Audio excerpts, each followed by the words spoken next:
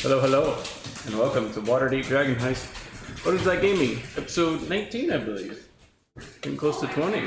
Yes. Yeah. I am Texas Deviant, the DM for the evening, and probably the ones next week and the previous week as well. To my left is Westfield, and I'm playing Rin. I am Paradox. I'm playing Percy. we have a missing companion. I'm Texas Timbers. I'm playing Astra. Who's no And longer Dog missing. Mom. We found her last time on D&D. Last time on D&D, we went to go meet up with Kalain of the Nine Waters, who was the old lover of the previous Open Lord of Waterdeep, Neverember. I forget his first name. It starts with a D. Daggelt Neverember, who's been excommunicated from Waterdeep. We found her in her tower. Her memory addled, and and she was very suspicious, I guess, of us.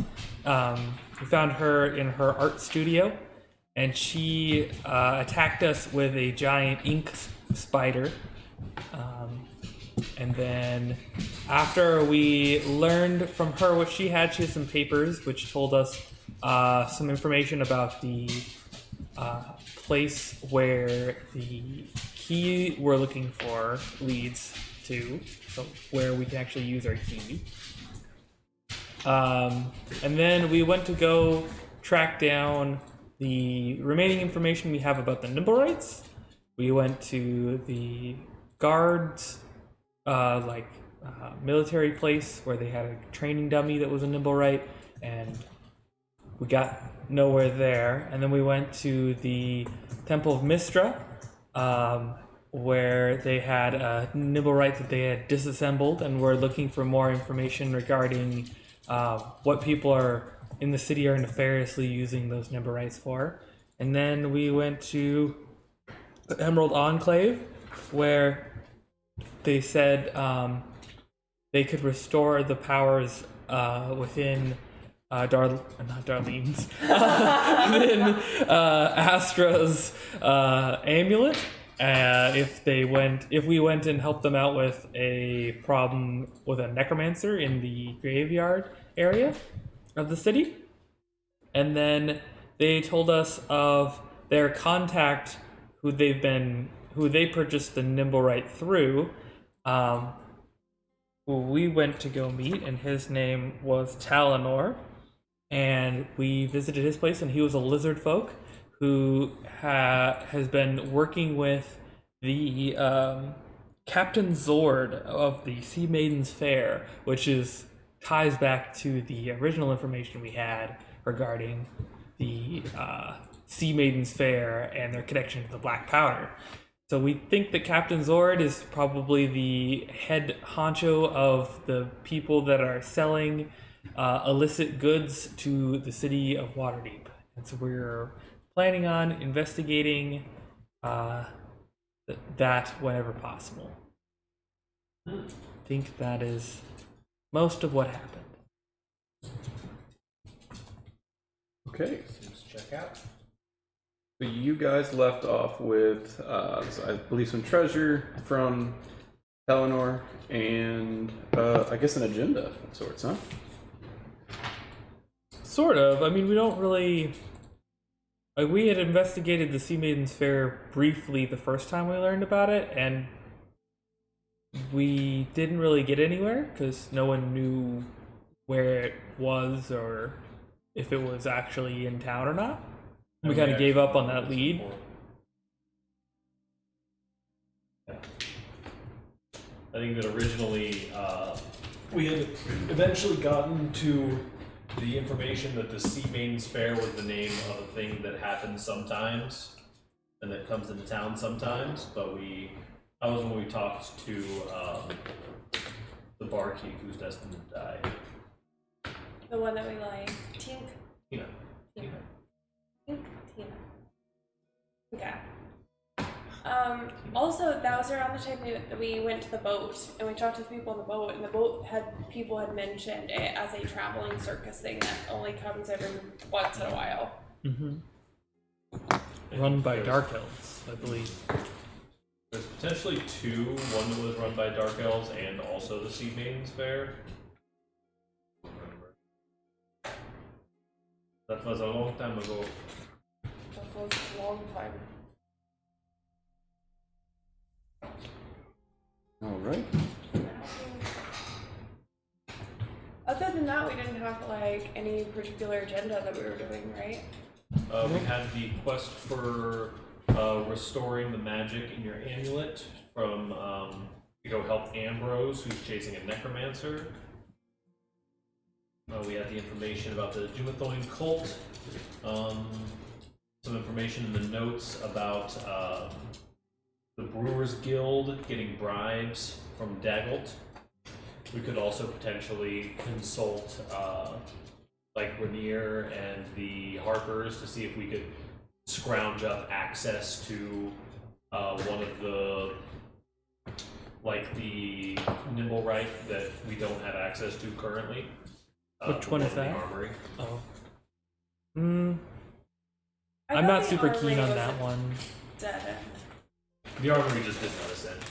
I thought that the guy was like, hey, it's only used for Yeah. practicing purposes, like fencing purposes. Right. Well, yeah, Talonor gave us some pretty good information about the Nimble Rights, which backs up the kind of vague information we've been hearing throughout the campaign, which is like, hey, these Nimble Rights only really do one thing.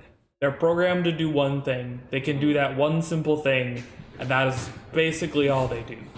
Our people in the Temple of Mistro were like, it doesn't make sense that these are all here just programmed to do like one mundane thing. There must be some like sleeper agent hidden agenda sort of situation going on. And I think we got a number of validations that the one that's in the armory is just a training dummy.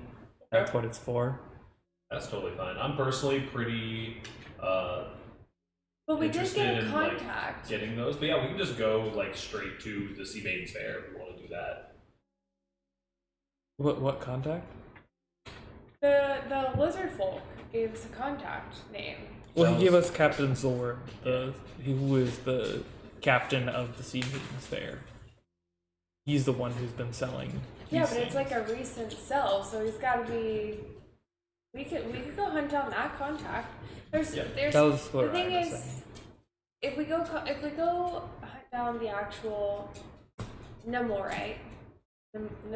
right, right? If it's a sleeper agent, like what are we gonna do with that anyways? You know, they're not gonna let us take it, destroy it. Hey, there's 3 flowers in a vase. One of them is green. You know, and then boom, they lose their. Do you remember how we found out that the thing that cast the fireball was a Nimblewright? Information from the hysterical woman and information from the tiger's eye cat. And then they described a Nimble right, a specific one that had like a weird twisty beard and a red pointed hat or cape or something. All I'm saying is, we technically never really found any. As much as I can remember, I don't think we found any incriminating information that confirmed that information, right? Like, we didn't find bolts of a Nimblewright on the House of Rooftops, did we? We found some kind of trail. Of something. Yeah, we found evidence of a trail from that rooftop. The smell of something too, right? The smell. Yeah, which I would be able to identify if I. Yeah, she did get like a specific Nimblewright scent from the roof. Okay, that might be validation enough. But I was thinking like we didn't necessarily have enough information to rule out the concept of it being like a disguise or something, right? Mm-hmm. But I think that's probably. Oh. I fixed the problem over there. I think that's probably a good enough information to say that that's probably not the case. or at least as good as information as we're gonna get, other than like, you know. Sure. I totally say let's hunt down Zord. Sounds good. Sounds like we're headed to the Sea Ward. I mean, is there another immediate option? That seems like the one. I mean, I don't know. So, like, taking a step back from this campaign, we all meet in Waterdeep, we're all hanging out, we're like, yeah, we'll do the quest and go on adventures. And someone's like, yeah, you do this quest for me. By the way, here's the deed to this bar. And we're like, cool, thanks for the free house. Let's fix it up. And we found some kids, and then those kids got blown up, and we're like, hey, what the, you know, like, let's investigate this crap. And they're like, hey, there's a secret dragon horde. And we're like, cool, but like, who killed this kid though? Like, also, yeah, we don't really need to go adventuring and make money right now, but like, eventually we'll get there. But right now, it's like, let's chase down the lead for who launched this fireball so we can bring him to justice. Yeah. Mm-hmm. Let's go. Yeah. So the other thing that I was thinking of is we did get some information about the location of the Horde and its connections to the city of Waterdeep, right? So there's some potential there to do some investigative work of like, well, how do we go find out more information about the Dumathoins and like where their ancient temples and stuff may be, and who might still be worshipping the same things that they were worshipping, or like any kind of things like that where we could get leads to even something so much as like, oh yeah, you know, John Smith checked out a book on ancient Dumathoin history from the Waterdeep library last week, like Yeah, leads for people who are doing research and stuff like that. we could also totally ditch the fireball thing and just be like, yeah, it's run its course, so let's open our bar, right? And do that whole part of the, I mean, it's whatever you guys want. Like, we could actually go through like a grand opening, hire all of the people, do an event, have people of the town come and do that NPC roll through where people show up and we interact that way. Well, I think at least right now we've got some pressing matters that we're dealing with, Yeah, I agree.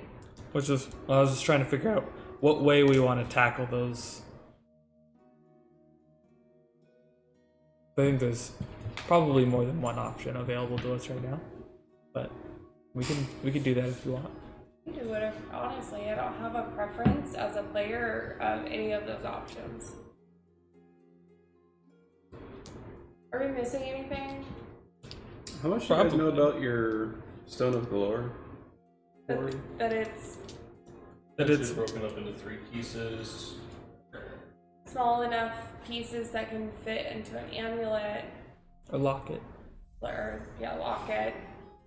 and but we don't know where any of them are currently, and we assume that you can combine them together to make the key to open up the vault. That's about all we've got, as far as I know. Also, it's really loud. Could you turn the TV down a little bit?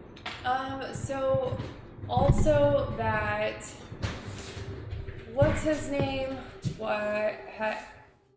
Rainier had one piece in his locket that was stolen, and Floon and Rainier got mixed up in that shuffle.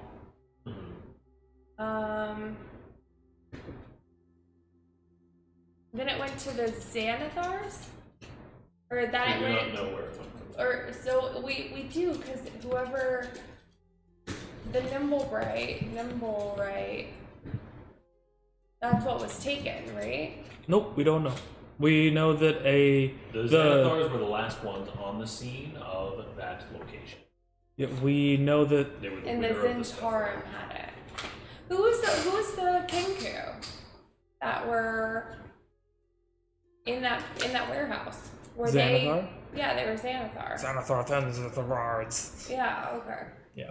So we know that the Xanathar Guild attacked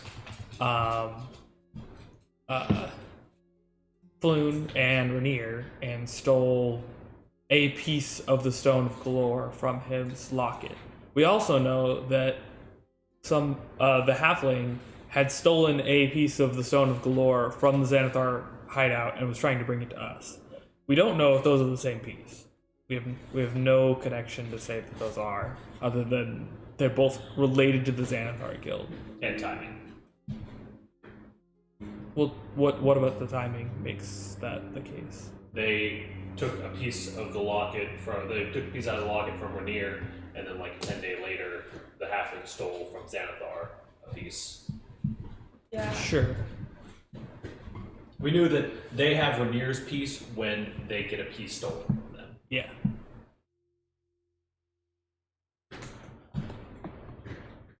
But presumably Xanathar has another piece, and we can't confirm whether or not Xanathar's has another piece. Mm-hmm. And whoever used the nimble right, we think has a piece. Mm-hmm. And we have no idea where any more pieces might be. Yep. So, onward to Captain Zord. Sure. How do you want to go about doing that? Not. Captain Sword, are you here? Hello? Astra, that's a random stranger's house. Hi. Oh, my name when I was a youth was Zord. How did you know? Do you sell in the black market? No. Oh. Do you know what black powder is? No. Oh.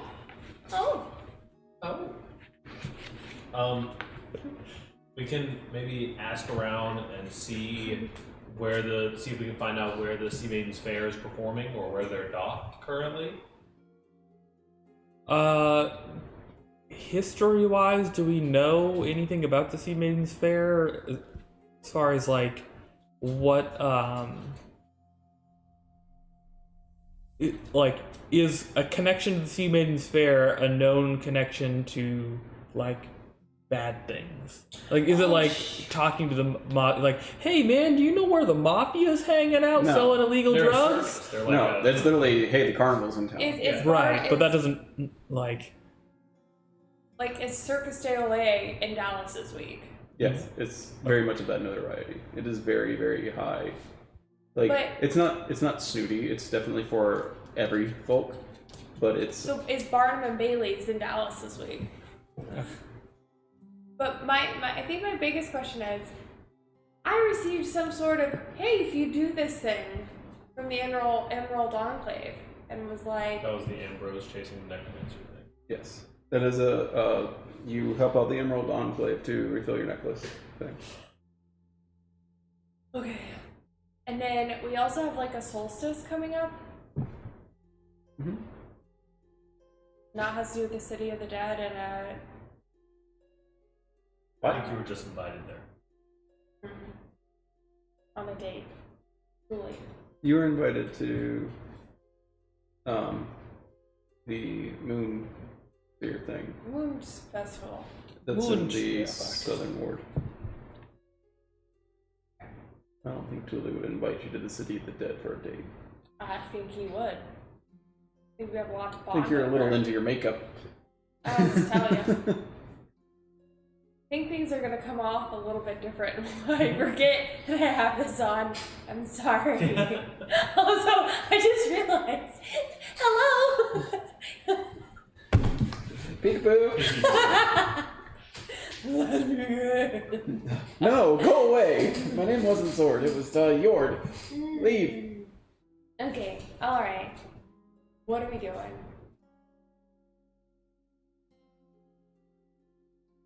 Is the opera in the Sea Ward?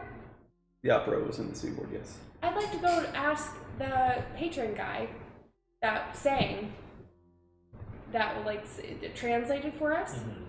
See if he's working, see if he's at the opera house, and be like, hey, we're having an opening soon. what would it cost to hire you for like the evening to bar it out for like an event?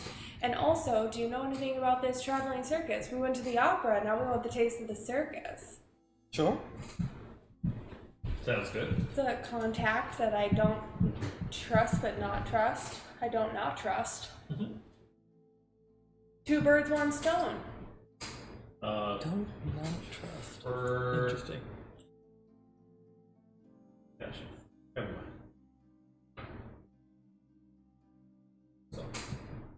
So you're a tough guy. So it's the early afternoon, I think, is where we left off. And you guys were in the southern ward. You'll be all the way across town. Take you up close to evening. What's your plan for admission?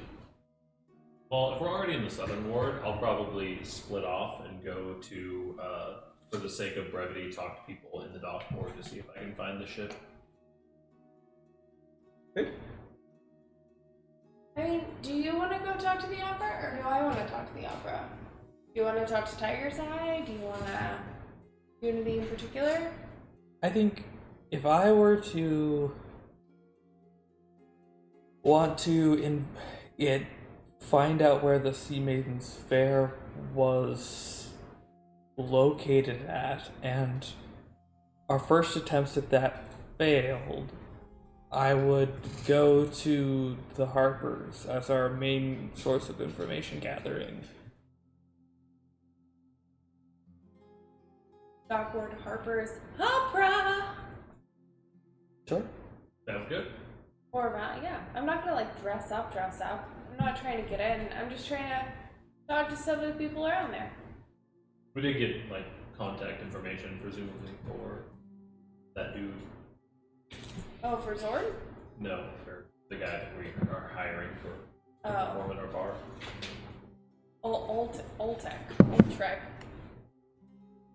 Ultreknar. You always Argus. default back to some kind of Ulfhednar situation. I mean, isn't he a thick ass orc dude? He's a giant, like a half giant, like a Goliath. Yeah. Okay, he's a thick ass Goliath dude. Go lay down. His name is Dave. David. The Goliath. Got it. No one likes my jokes. I'm so sorry. Also, anybody else knows me after heroes?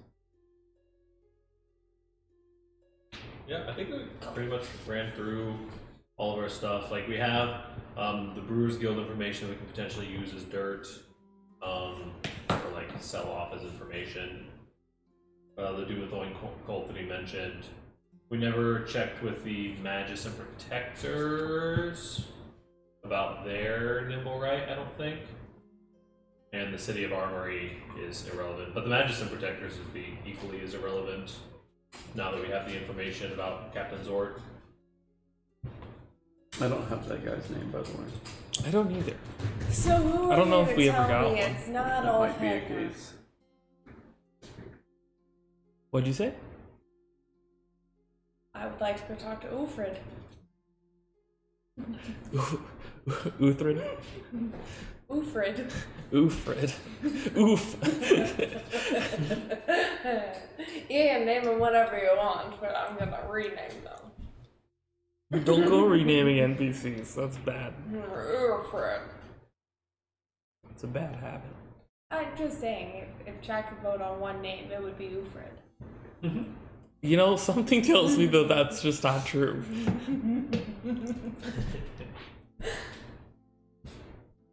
Yeah, we do that. Okay. Who's first?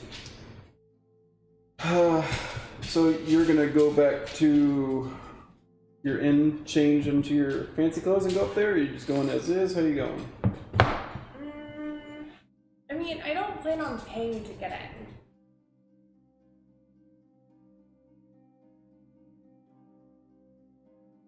What do you plan on doing?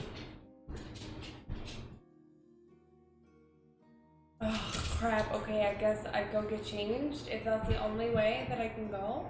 I don't know. What is your plan? To just walk up and be like, hey, I need to talk to blah, blah, blah. Just gonna be real quick, I'm not here for the show. I'm trying to get there before the show starts. He said it was early afternoon. Operas don't start till dinner time.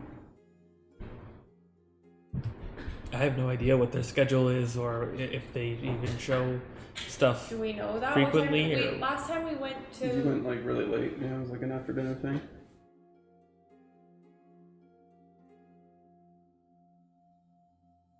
I change and then no, I don't.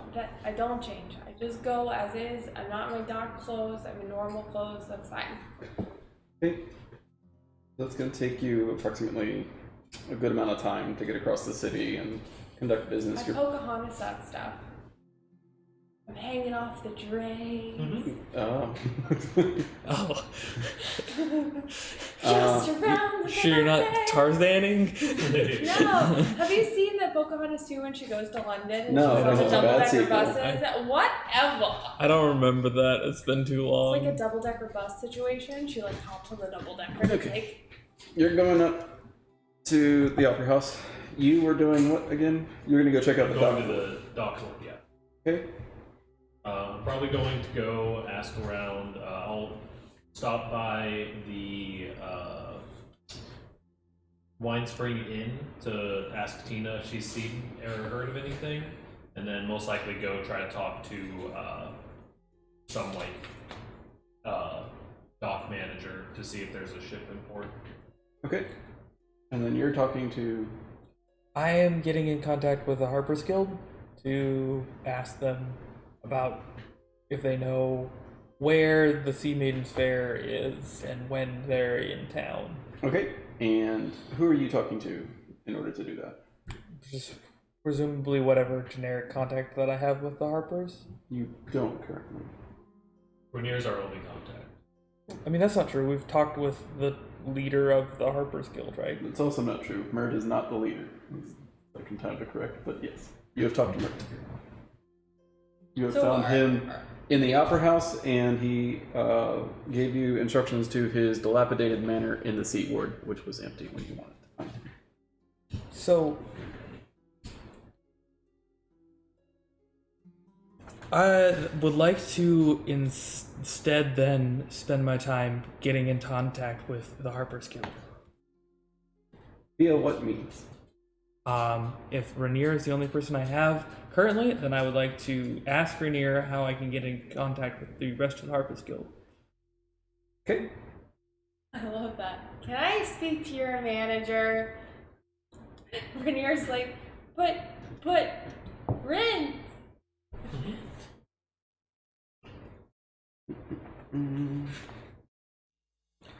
And can you re-explain who Mert is then? Mert is just a highest team members of the Harper's Guild. You have not been introduced to a leader of the Harper's Guild. Mert is one of the closed lords of Waterdeep, right? He's one of the Master Lords of Waterdeep. Mass lords of Waterdeep. And he's just a generic member of the Waterdeep. He is a ranking member of the faction in Waterdeep. He is not the highest ranked member by any means.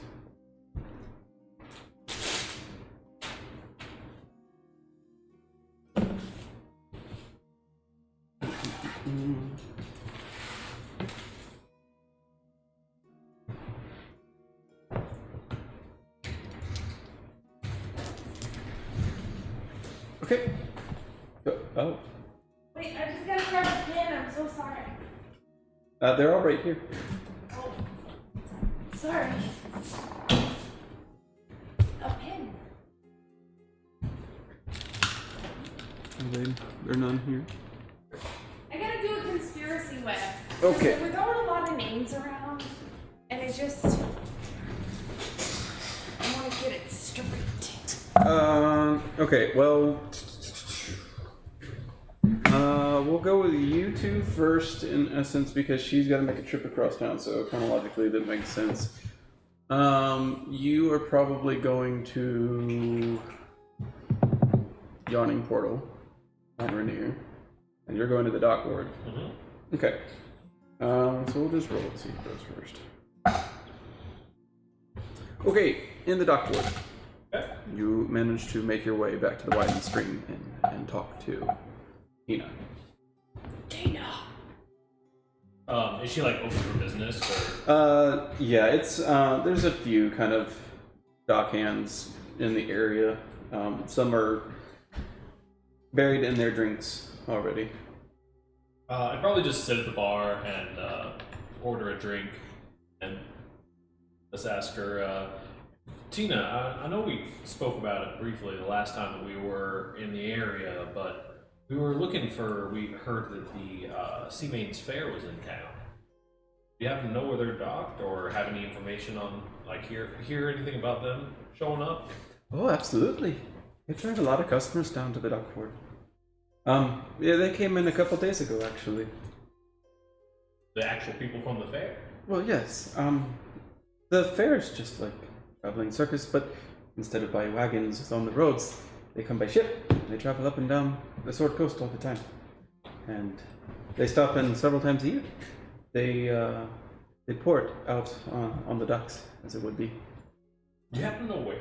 I'm actually looking to talk to the captain of their ship, presumably. Talk to him. That's interesting. Oh yes, they're just along the pier. Pier 322, I believe. Well, they take up multiple, but just, when you get there, look for the floats and the circus animals. Phenomenal. That is very useful information.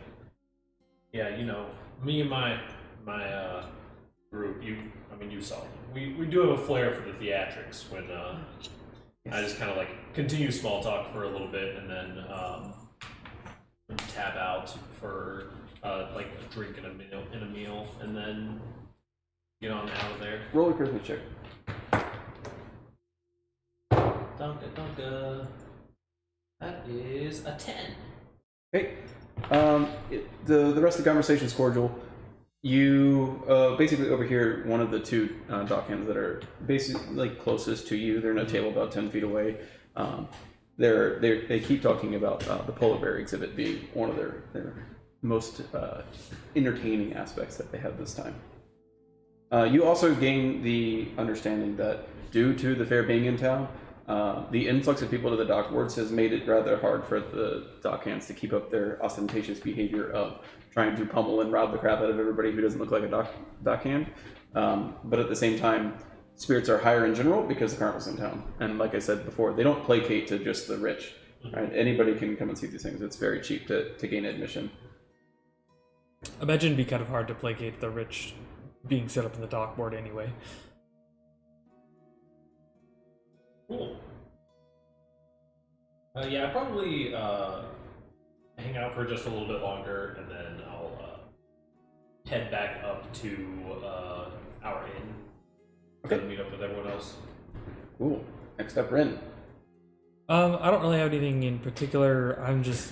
I want to talk to Rainier about setting up a form of communication with the Harpers for if he's busy or if we need just more generic information so we don't have to go always through a middleman kind of thing. Can do. Yeah, the reason why you guys don't have one yet is because you elected to not pursue that route with them when you were presented last time. So I have to go find them real quick.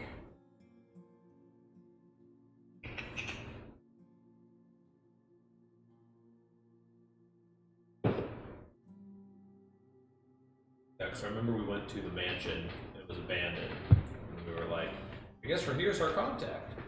Yeah, Mert This was guy sucks. Mert was mostly like, hey, the word is so Rainier put in a good word for you guys based on you the guys saving him, and so Rainier, while being part of the Harpers, he's integrated, but is not like performing solely for them. He helps with them. They are definitely allies in that fact, and he does spend some of his occupation is that. He's also doing the I'm not my father sort of thing in the noble society as such. So he's not really like he's enough to give you guys a pledge. And Mert bid, right? And he's like, oh, well, I heard good things, and I like an adventurer. I was an adventurer myself once. I want to see him, and if I like him, then sure, let's make him part of the Harper Guild. And I forget, did all of you become members of the Harper's Guild? We all got badges. got pins. When I just made the leap that us getting honorary badges of, and whatever the metric is called, renown. Yeah, renown with the Harpers meant we had some form of contact with them, other than every time that I've been like, oh yeah, we just to ask the Harpers about blah blah blah blah blah. Figured we have some form of contact with them. But No, you've only really met Rainier, Mert, and Maxine. So I guess you could go talk to her if you want, but she's more of an informant. Anyways, yes. So talking to Rainier doesn't have to be a full-on play out. He would basically say, "Oh, thanks for inviting more attention to the matter," and he would put you in contact with a lady named Ramalia Haventree, or Ramy to her friends.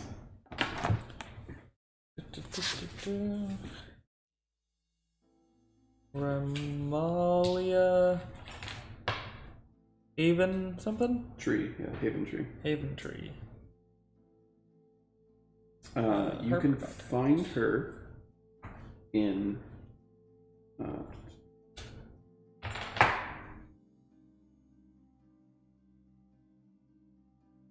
Ulbrenter Villa. Ulbriter.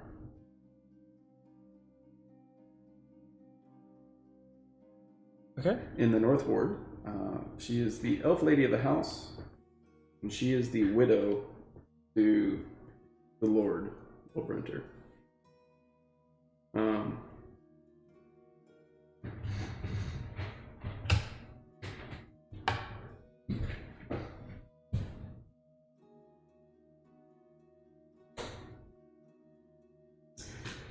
Furthermore, the information is described as she is basically the chapter faction leader inside of Waterdeep that people know of and confer with, and that most of the time they'll conduct business in the Yarning Portal. If you send a message to her, then she can meet you here at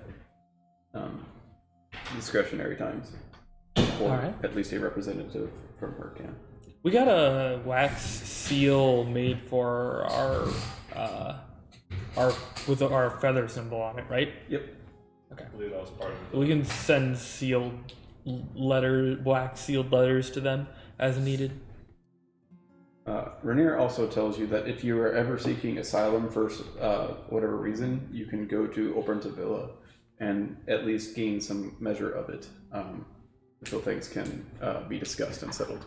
Okay. Cool. So there's guilds, and then there's factions, Yep. and then there's gangs. Yes, very specifically, yes.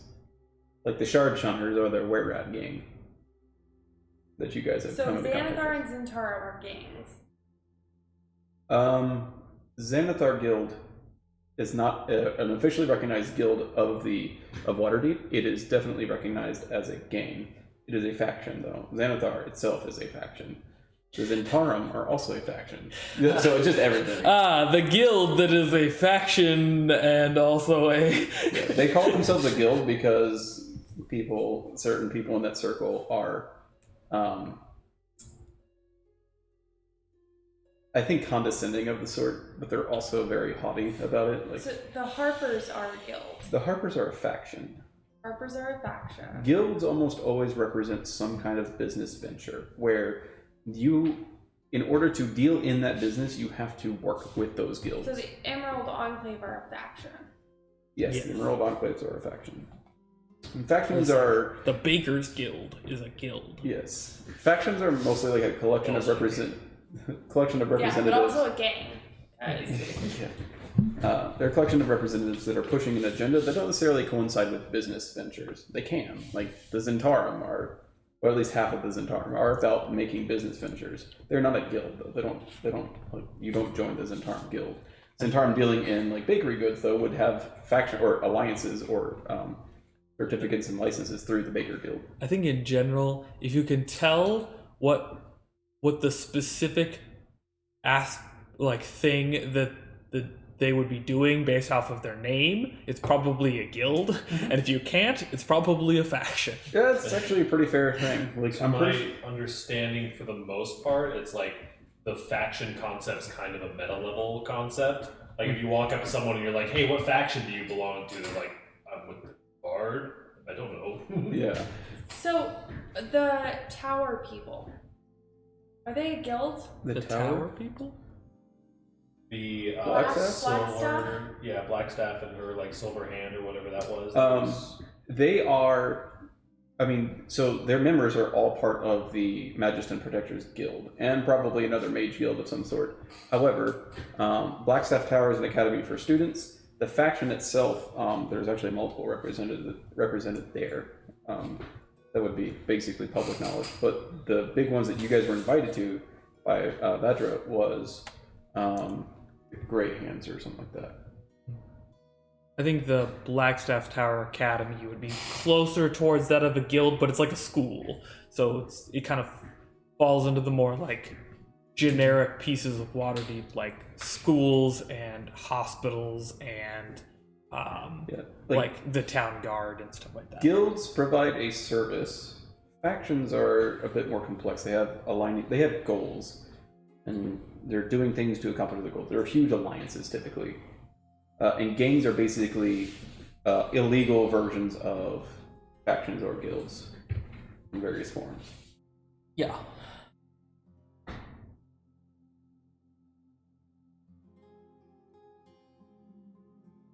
Cool. Alright, so you get your contacts information and stuff like that, and then Astra, you make your way to the Seaward, to the I had it pulled up. Opera. Yeah, it was like the light something. Inside your mind. I still haven't seen that movie. Don't worry, I'm about to play it out for you. It's one of my sister's favorites. Light Singer movies. Theater is the name of the opera. Light Singer? Yep, Light Singer Theater. Cool. Okay, so you make your way to the opening, where there's currently several attendants, just very formally. I'm here to see Ulfgunnar. No. I don't think you have his name. Okay, well, what's his name? We know his name. Okay, we don't know his name. Okay, I am here to speak with big burly Goliath man that translates multiple languages about a gig, or about an opportunity to perform for money. I got stubbed so fucking hard by this guy. Yeah, I'll totally show up at your inn and like perform there or whatever. That sounds like a great idea. No, I'm not going to give you my name or any of my information. Yeah, he probably did, but what did we get from him? It's literally. We got very specifically something set up so that we could contact him when needed, so that he could show up.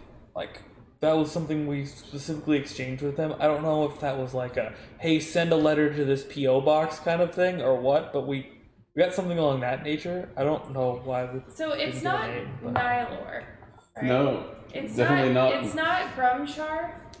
No, It's not Zoptop or Volo or Tally.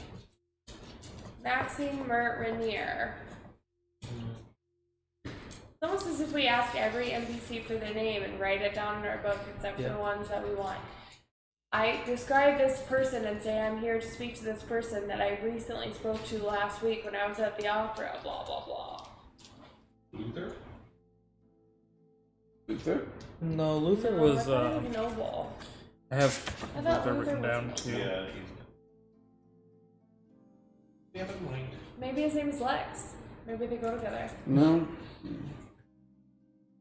We will give him a name then. You must be here to see Melkin. He doesn't really get much attention these days. Oh, Why? he's secluded, practicing almost consistently. Melkin? Melkin. Right? There's a Brief antechamber on to your right. If you would please proceed to there and not visit further unless you are attending to pay admission. He directs you into a rather elaborate antechamber that has multiple like marble busts of different people that are currently in rotation on singing display, if you will. I don't know what you're saying antechamber wise. Oh, I'm literally imagining a and then it lets you to the next room after you've been desanitized. But I know that's not what you're saying. It's like a small side room. Like a tea room or something like that. That has bust in it. The light singer theater, yes. Oh my gosh. Like statues. Yes, art pieces. Marble busts of the singers, yes. Not physical live busts. Not people busting rhymes. I'm ready. I'm focused. Okay. I'm in this tiny room. Alright. Is it tiny or is it normal? No, it's like a normal size room. Okay, I'm in a normal sized room. And I'm waiting. I will wait for Melkin. Alright, it's about 15 minutes or so, and then the door opens and a very, very tall man who has to duck into the doorway steps in. Hello, Melkin. Hello. Do you remember me? Vaguely. I believe I might have translated for you at some point. Righto. We also are opening 3 Feathers Up at Troll Skull Manor right down the way.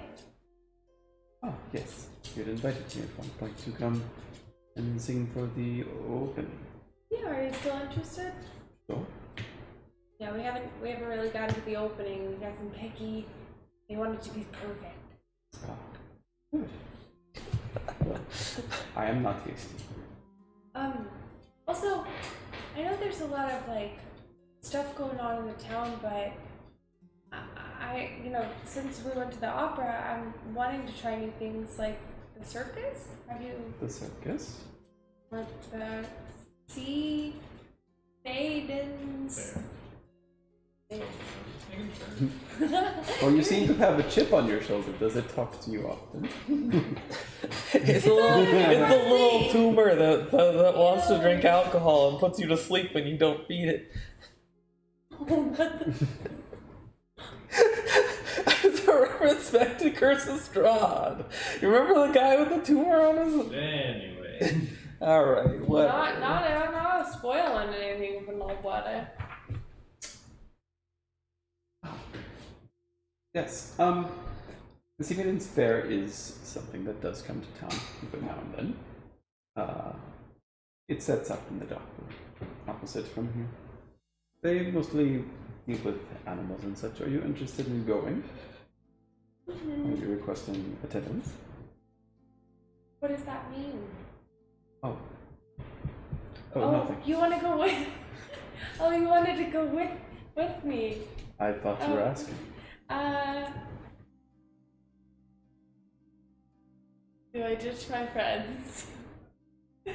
Yes! Oh.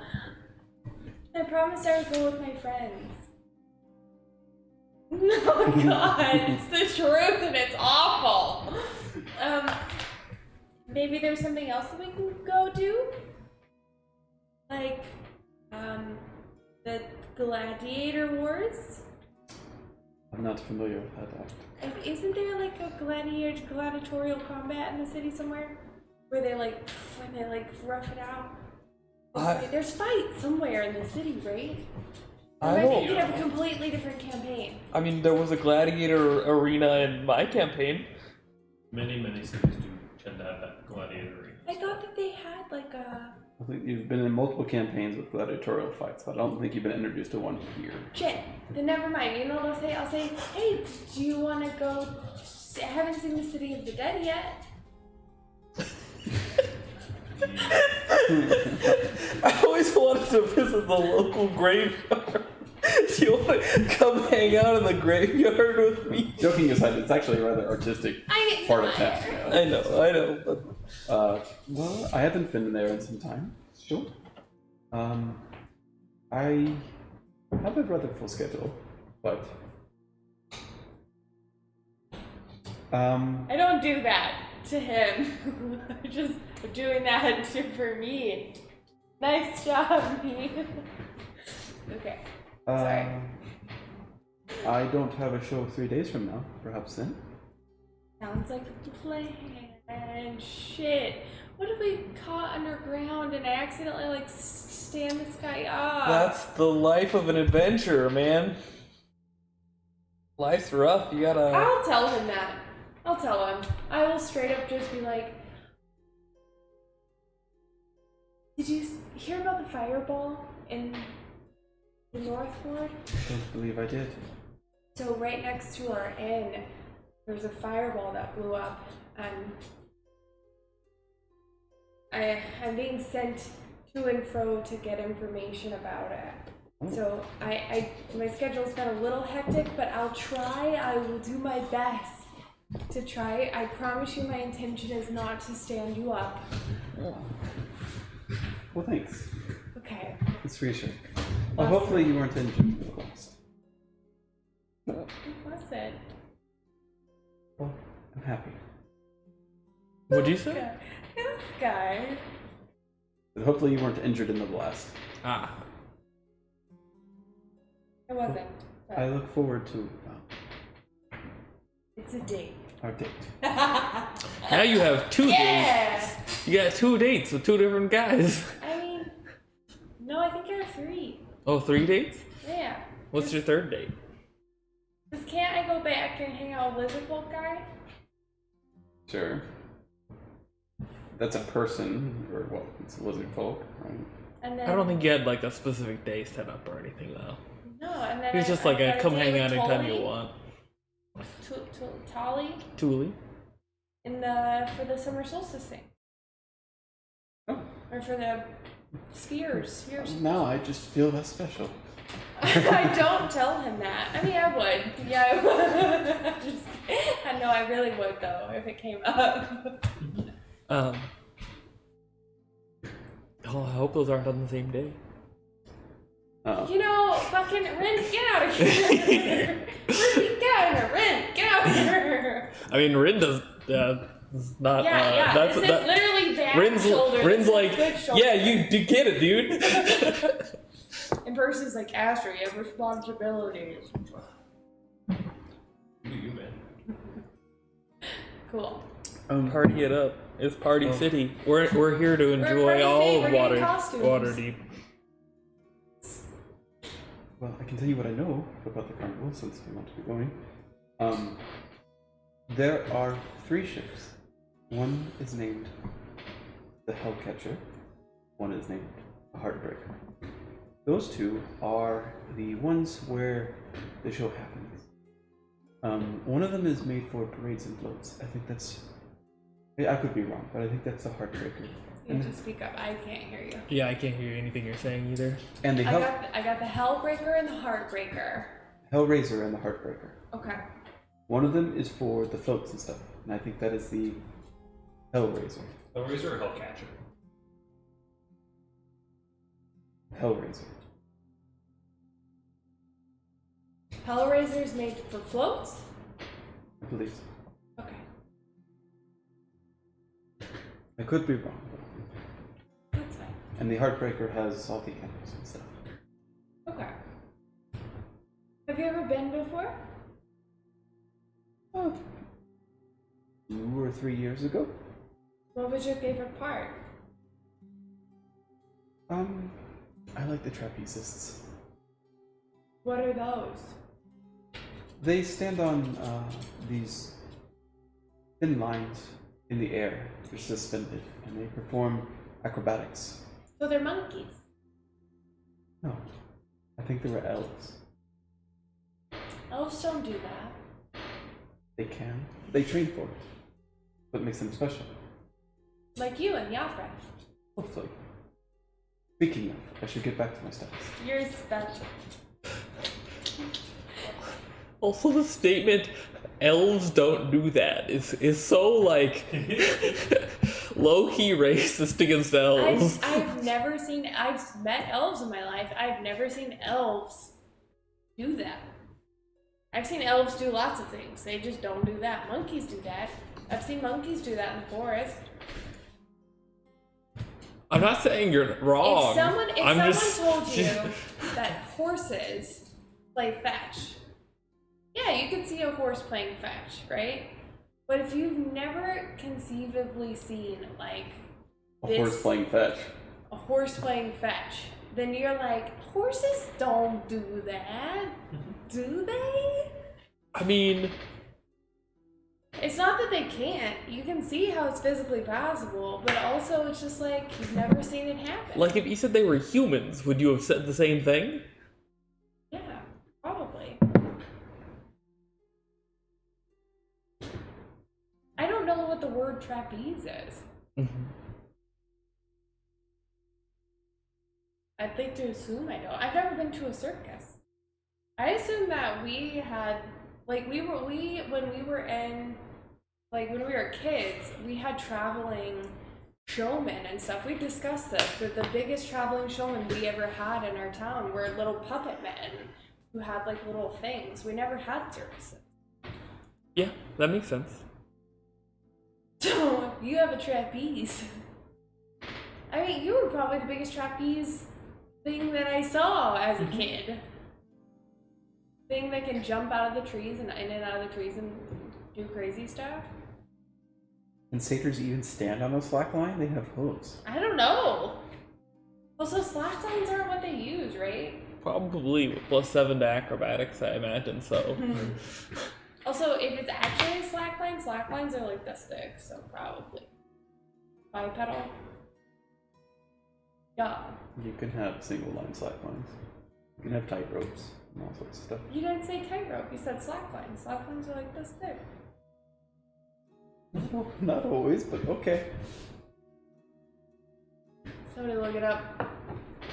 How thick is a slack line? Right. Anything else? What's the third ship? I don't know.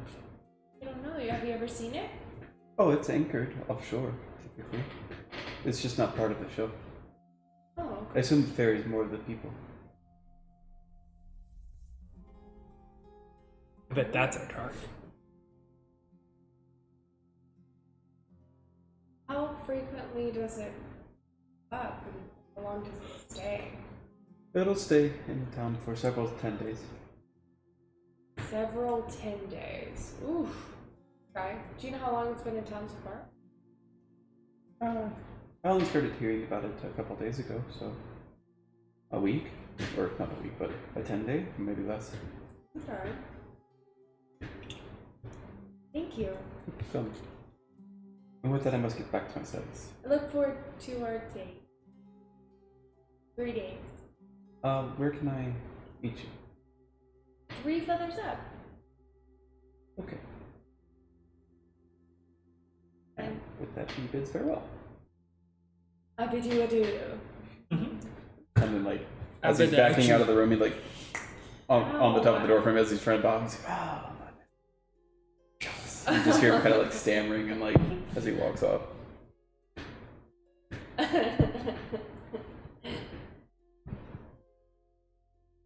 You're a tough guy.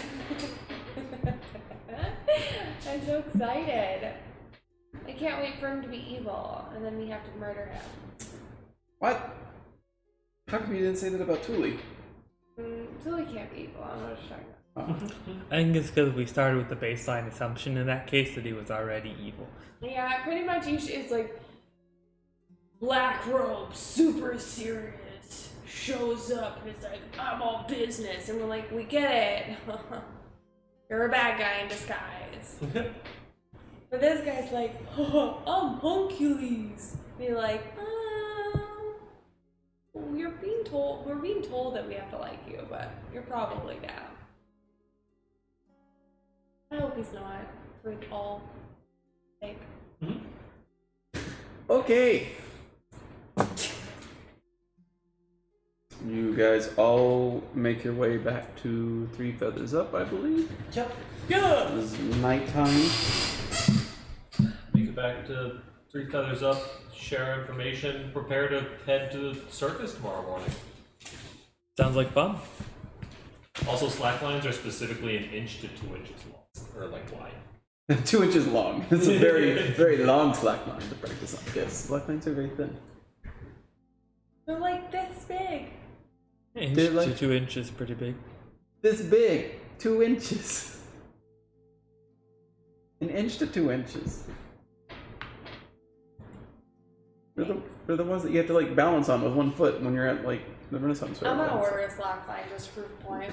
I'm gonna make Whip Robert some do people it. with it. Just put it from here to there.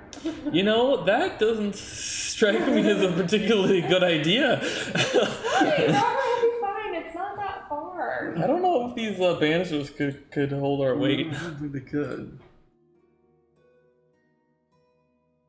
So, wake up in the morning, Feeling light. step outside.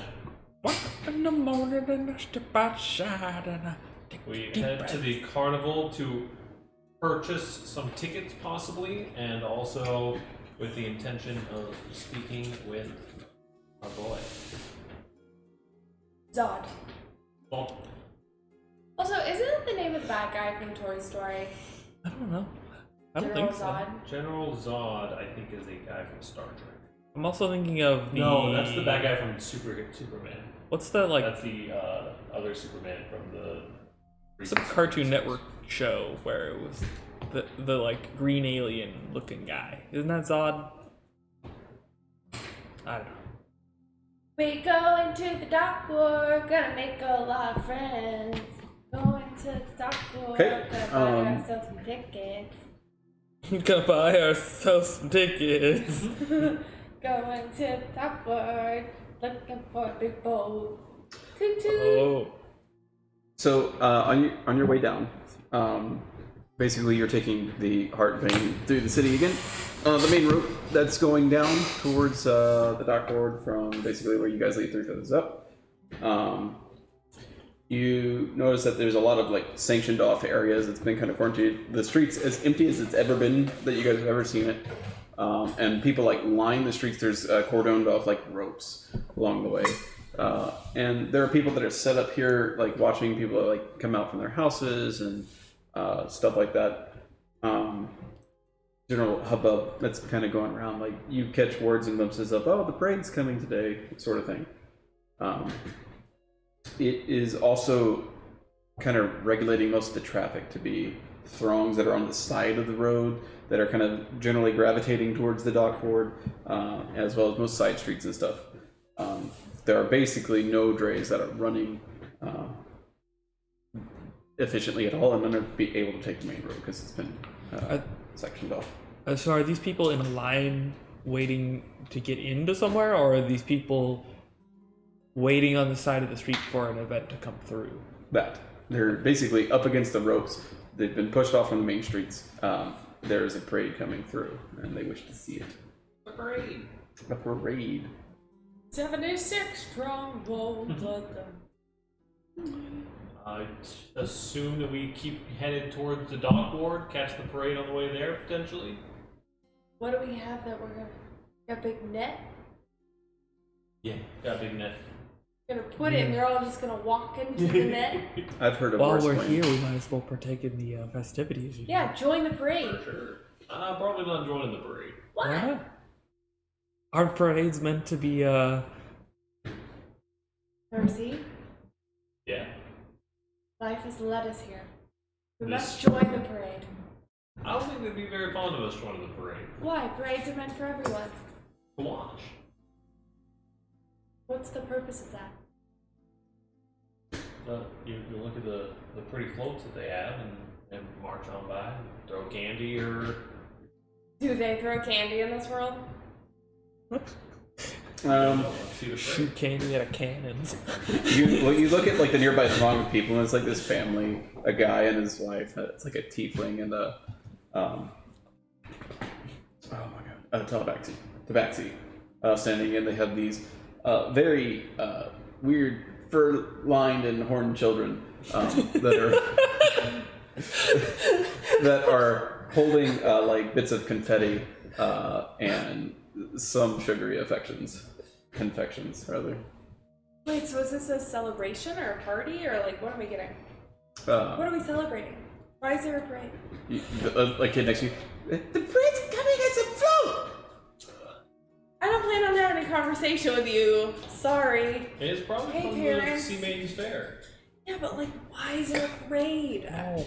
Was it advertising? Is it marketing? Like, come to our circus? Or is it like, celebration of life? You know, like, what is it? Are you doing this in the open, like as Astro? Yeah, I'm asking. Okay, well, it's really weird that you just yelled at this poor kid. I'm not. She wasn't asking the kid. I wasn't. I'm asking the parent above. It was the kid that chimed And in. I said, I'm not talking to you. I agree, and then the parents would be like, "Wow, you just ridiculously ditched my kids." I grab Astra by the arm and pull her aside. We stab those parents to death and leave them to bleed out in the alley behind. We go to the next family. It's really hard to understand what's in meta and what's not right now. Okay, when the kid's like, I'm the parade with the float and the stuff, I'd be like, oh, awesome. Hey, parent, do you know, like, why they do this? Do you know if it's, like, marketing? Like, are they selling anything? Or are they, like, marketing that they're here? Did they do this every time? Or is this, like, a celebration? Oh, Waterdeep just purchases, I guess a parade in this instance, for the people. It's just something to be enjoyed by all. They have a carnival set up in the dockboard. You can go pay admission for the carnival. So this is just, like, a free show? Yes.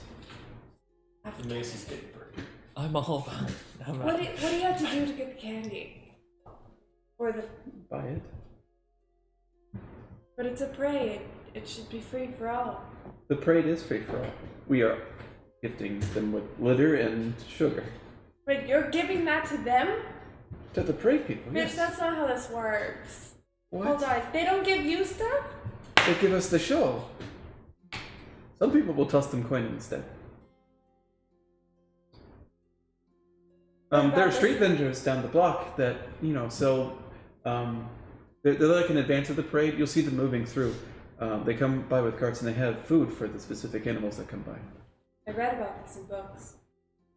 It doesn't work like this. They give you stuff. That's why it's a celebration. We don't know that. In this fantasy book series about Earth that I read, parade give unto you. Yeah, they come down on these contraptions, and then they ask you to do certain activities to earn the things. I don't get out of Waterdeep that much. It must be from your foreign lands. Does the House of the Inspired I've never seen a Hand parade. like? Does the House of the Inspired Hand like participate in like making float contraptions? Historically, you would have heard by now, especially since you've gone to the House of Inspired Hands, that there are many, many, many festivals gone throughout Waterdeep, and the House of Inspired Hands definitely has their own parade, which actually it's like I forget the name of it, but it's the Techno Marvel parade where you celebrate the life of invention, and they're basically the main theme behind that one. They're not in everyone's parade. This is the parade for the Sea Maidens Fair. It's where Heimerdinger They're reveals lost, man. his like invention. That big celebration. Yeah, and that one specifically, you'll actually see like tinker contraptions wandering the streets and stuff like that. You might even see, like, actually, the House of Gone might have even put Nim in the parade the last time it happened, if they had Nim at that time. I don't want to advertisement. I do. Okay, Ren, we can see the parade. You convince me. It was rather hard, Astra. I really had to pull on your coattails to get you to join in on this one. It's fine, I guess. I attempt to like. I mean, while we're here, we might as well partake in the local festivities. I'm not giving them shit. If not, why are we here in Waterdeep? All right, fine. I'll give them looks. You better not give them shit. Vial of chicken blood. Okay, all right. I'll give them. Maybe we can just walk. have any I'm foods I curious can to buy? see how they distribute the foods. If they have some way of just throwing the food at the parades as they walk by, or if there's something more elaborate. We'll see. So you guys like still basically wandering south as the parade moves north, sort of thing. Mm-hmm. Okay. After about 10 or 15 minutes, you guys have basically gotten to the edge of the north ward, to the castle ward. I want to speak with animals. I want to speak with animals. I want to speak with And the first thing that kind of hits your guys' sensories is going to be the fanfare that's happening. When the crowd starts surging, in essence, you can see it down there, and pushing through the side lanes now, you guys see multiple carts from vendors that are pushing just like these weird kind of contraptions where it seems small, but when they reach in, they pull out food, and they just can continuously do that. And you see a very rapid change of like sometimes they pull out fish, and sometimes they pull out bananas and all that kind of stuff, and like other various fruits and meats and stuff like that. You see, yeah, something to that effect. Yes. And so as they're going by you, they're harking out. Also, I want you to know, if I see that, I will literally say that out loud to a random person. They have a bag of holding. Like, watching a magic show when he's like, and it's like, no, there's 2 people underneath there. Like, it's, you know, what? Magic shows in D&D must be wild. Like, And so, get your food here! Get your food! You see several doors are pushing these carts. Appease the pets! What was the line again? Oh, yes. Make for celebrations! No, that wasn't it. Why did you tell me that? Who wants food to give to the lovely animals as they do their tricks for you? And they keep pushing the carts down. Oh, ma'am, lady, would you like to purchase some food? How about you, Mr. Satyr? yes, I'd like 2 of whatever you're selling, yes. Yes, for which animal would you like to? Or would you like the omnipotent one? The omnipotent one, yes. That they often call me that. Very well. For it is magical. It knows what it is being given to and turns into that creature's favorite treat. Wonderful. Yes, it is just 2 silver. I cough up two shards. There you go. Magic show! And he reaches in and he pulls out like this very viscous but like sticky kind of like plasm looking thing, and he just hands it to you, and it just like, think taffy, and it just kind of like he takes a spatula over and he just like sticks it between his hand, and you just hear this as it comes off, and it keeps shifting and changing colors. They don't have any holders for them, like paper towel equivalents. I do. Well, did, but I ran out. Maybe hey, you across the stall. Do you have any more holders? And he's like, you hear just faintly, yeah, right here. And he's, could you toss one over? And he's like, you're kidding, right? There's a whole road between us. Oh, you want some as well? Yeah. You want more than one? As he reaches in and pulls out a glob. 2 globs. 3 3 globs. Okay. And he pulls out, and it's just like congealed together, and it's like. No. I need one separate. What? No. Oh, I should have explained. These are for several various feedings. You just take off a little bit of scrumptious, and you hand it to the creature that you're wanting to. When you pass the magic field, it will turn into the food item of the choice of the creature that is currently wanting it. Oh, also, sometimes it scares the kid, because sometimes the animals, they're acting weird, sometimes they think of people when they want to eat. So, if it turns into an arm or a leg, it's just part of the show. It is all just, it's whatever this is. Yeah. Yeah? Are Okay. we feeding velociraptors? They have velociraptors. Yeah, they're polar bears. They do have polar bears. And so he's like, oh, this is enough of the plasm. Hold on, I probably got something here. And he just rips off like a sack from like the side. It was like more like drapery cloth, and he just like, and here you go. I get a sack of it? Yeah, you get like, well, it's less like, think burlap, kind of like he ripped it off from the side. I was gonna put it in my backpack, but if you get a sack of it. You get like like a 2 foot by 2 foot Can I cutout give you an burlap. extra, like, something so I can get one of those plastic bags on the side? Like, you know what I mean? I'm getting a He lot just said that here. he doesn't have it. Yeah, so you That ripped was a off some of very his perfect curtaining, ask. and it's just like, here you go. That is most of the stock. 6 shards, please. You asked for 3. I give you 3. How much is that? 6 shards. There's a lot. Yes. Well, your friends have partake. Do you wish for any yourself? I'm Perhaps a okay. fish or an acorn? No, thanks. You're okay. Okay. Just remember, if it's something gory, please don't let the children see. It is the most. It's what, and he keeps like pushing his card up. So is it electrum, silver, So, It's, okay, and then tin gold is.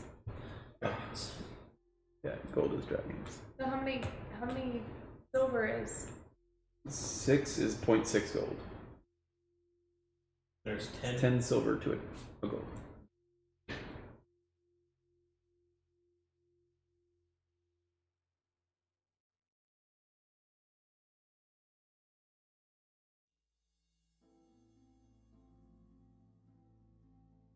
Now.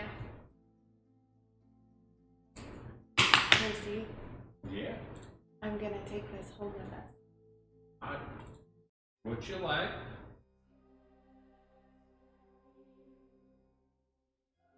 But you can have some to feed if you do. I'm really okay, honestly. I agree. I like the gray stuff. It's delicious. And so the next thing that approaches is going to be the sound of the fanfare itself, where you get trumpets blasting, you hear trombones, you get flutes, a full ensemble almost. And in the front of it is going to be a raised platform that's basically their first float, where it's basically carrying their orchestra of sorts. You see like cellos and various other wind instruments. You see instruments that you can't identify and several foreign ones that you can. And it's just all kind of playing to something that sounds very, very strange to you. You guys probably wouldn't have encountered something like this. There's a bit of like an eerie kind of melancholy tone that's playing underneath the whole excited like main kind of word that I'm looking for broadcast. But it definitely comes across, if you had to like place it somewhere, it sounds very Fey-like in nature. So it's literally like bum ba da ba da bum bum bum bum, and it's like underneath it. Kind of like, yeah, like a fog rolling through a quagmire, kind of like swamp. Is that a real word? A swamp? Yeah, swamp is a word. So is a quagmire. I mean, that's a person. Alright. Cool. So we hear the people.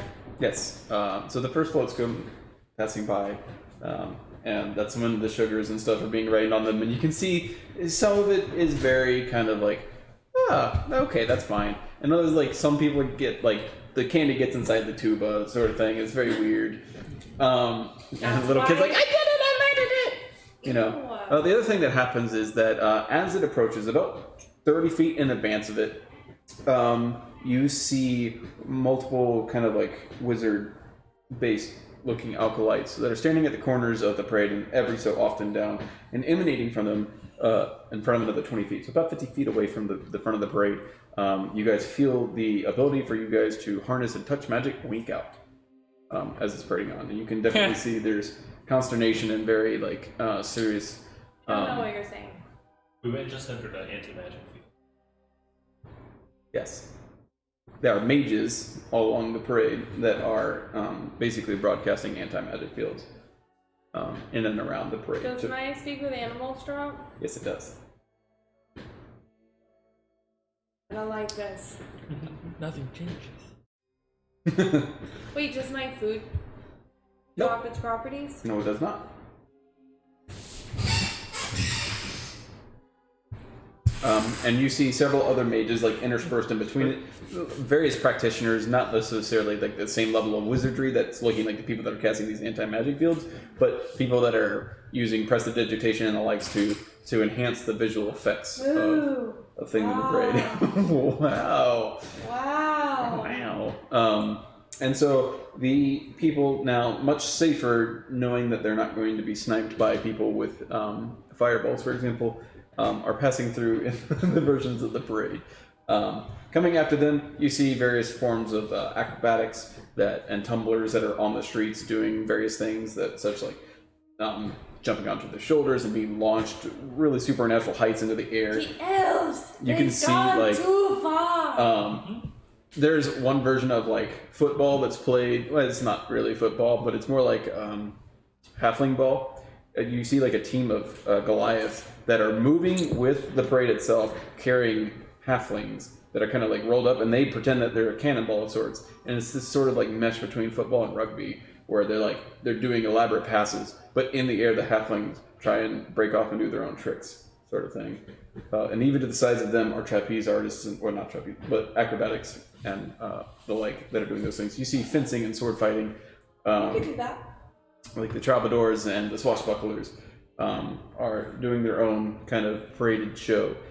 The animal tamers come along, and you see all sorts of exotic animals to this land. In fact, you do see dinosaurs of various sizes and types. You see polar bears, you see monkeys, and all other sorts of exotic creatures that are not native to Waterdeep at all, and several that you cannot identify. Well, I can, though. And every so often... If I've seen it, I can turn into it. And every so often...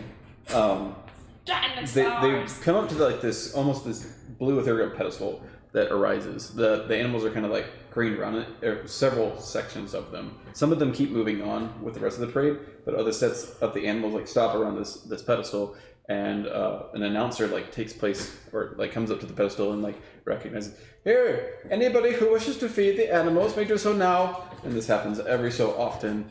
And there's like a megaphone that he's carrying of sorts. Mostly it's just an amplified version to amplify his voice across to the crowd that's going crazy. And you see children come running up and several people with the plasm, and they're like, "I want to feed that one," right? And so they stick their hand, and he instructs them to stick it through essentially the microphone that he was carrying. What's the name? The megaphone, right? Looking thing, just without a handle. And they put their hands through it, and the plasm turns into whatever food type that the animal in front of it wants. And so you see a polar bear, like a fish comes out, and it's just this huge fish, and the polar bear like gently takes it up and says, and then eats it. We got feeding the animals. the polar bear bows, tips its fedora, and Adjusts his little bow just tie. a little bow tie. Pops his Coke bottle, slams one back. Oh. You got feeding the animals? No. Yes. I feeds the animals.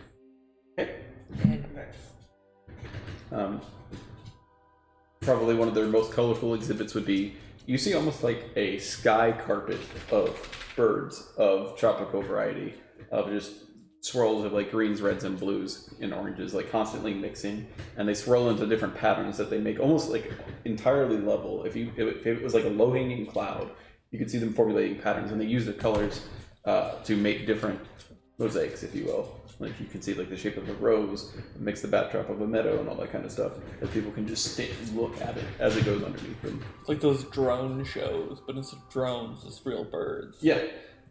What's the difference? One's a bird and one's a difference flying rabbit contraption. Do they have any trapeze goats? Have any trapeze goats? I don't know. Do they have any goats? They probably don't have goats. It's probably not their thing. Okay. I just love that Rin's just like, no goats. Piece of shit carnival. You're not out here starving and abusing and training goats? Like, come on. I wanted to see something. Listen, don't shatter my reality that they treat these animals well. Yeah. So the procession carries through, and at like the tail end of it, come see more down in the dock ward. The Sea Maidens Fair. Whoever came up with "come see more down in the dock ward," not 10 out of 10. Good marketing. Nice choice of words.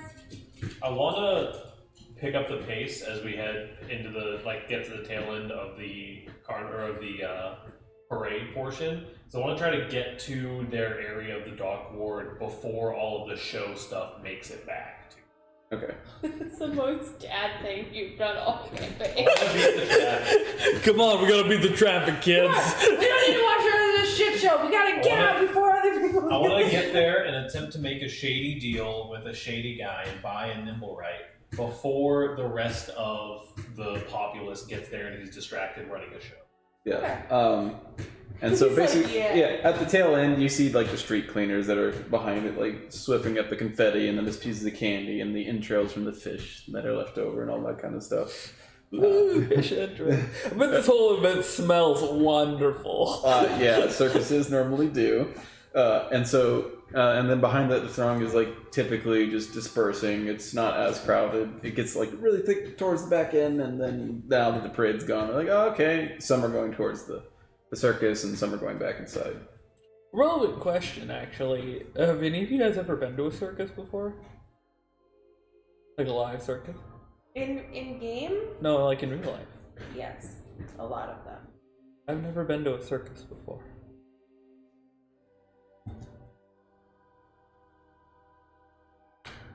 You been to a circus? Yep.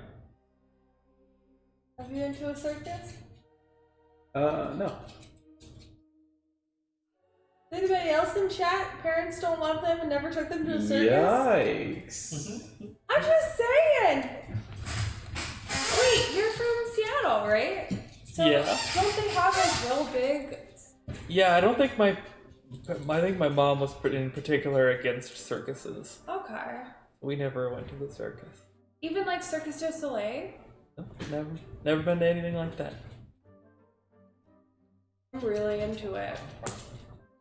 I'm not into the animal parts, but I'm into like the storytelling, trapeze, acrobatics. We went to the Knife zoo all the throwing. time, but we never went to the... I've never been to the circus. Oh, you live in one now, so... Yep, here we are. The Flying Dog Circus. No, that's like really close to the Zentarum symbol.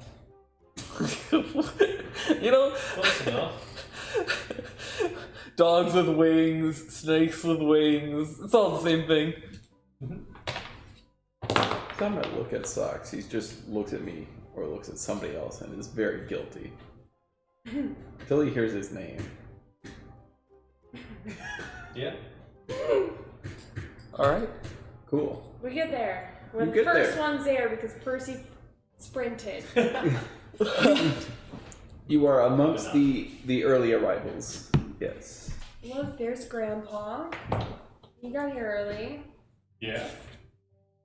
Oh, not that guy was really pointing at you. You're the oldest one. That is true. Grandpa. So yes, as you guys get closer, the noise of the dockboard picks up. This is probably the most noisy that you've heard the dockboard, which is a little bit loud, as it would be. If I see Toothless, I'm dodging. If you see who? Toothless. Oh, I know he's around here. If I see him, I'm dodging. you're dodging. Yeah. Okay, so you're gonna take four people to make disadvantage against you. I'm Okay. actively... Oh, yeah. I'm actively trying to avoid talking to him. Okay. And that's or interacting with him because I don't want him to blow our cover. Okay. Cover as we are disguised as ourselves. I changed my social standing with Toothless to hostile. Oh boy. Yeah, so you see just a crowd of people. Mostly you see two, probably 3 or 4 levels of ship hull.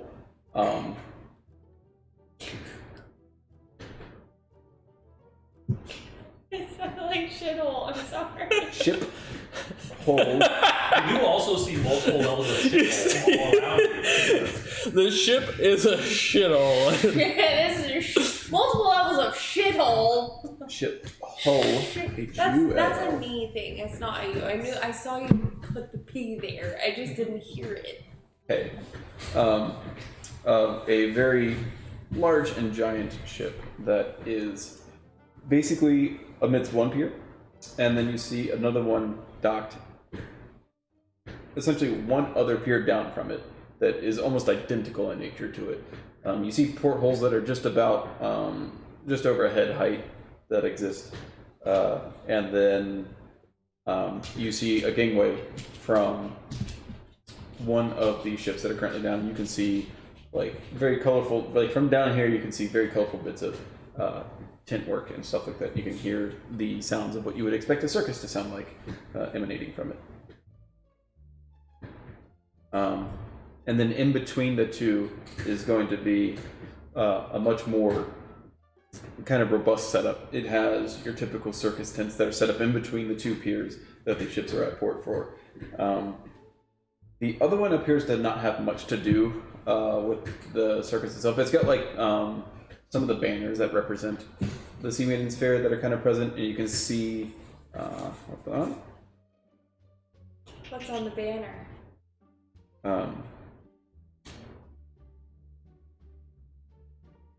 Hellraiser written on the side of the one that doesn't look to be participating.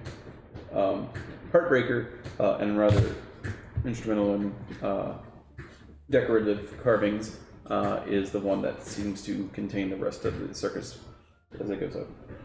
I intend to look in the area for any sort of like billing signs or like show signs to see if there's anything specifically regarding nimble rights, or if there's anything that has the name of Captain Zord on it, like if he's a ringleader or something of the ilk.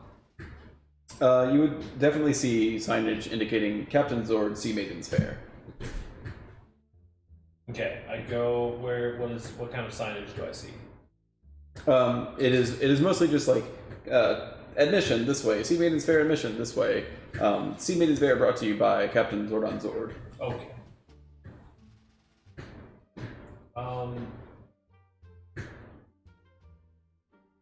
In order to get deeper in, we probably just buy admission and move into the carnival. Yeah. Okay, we head to the admission place. Okay.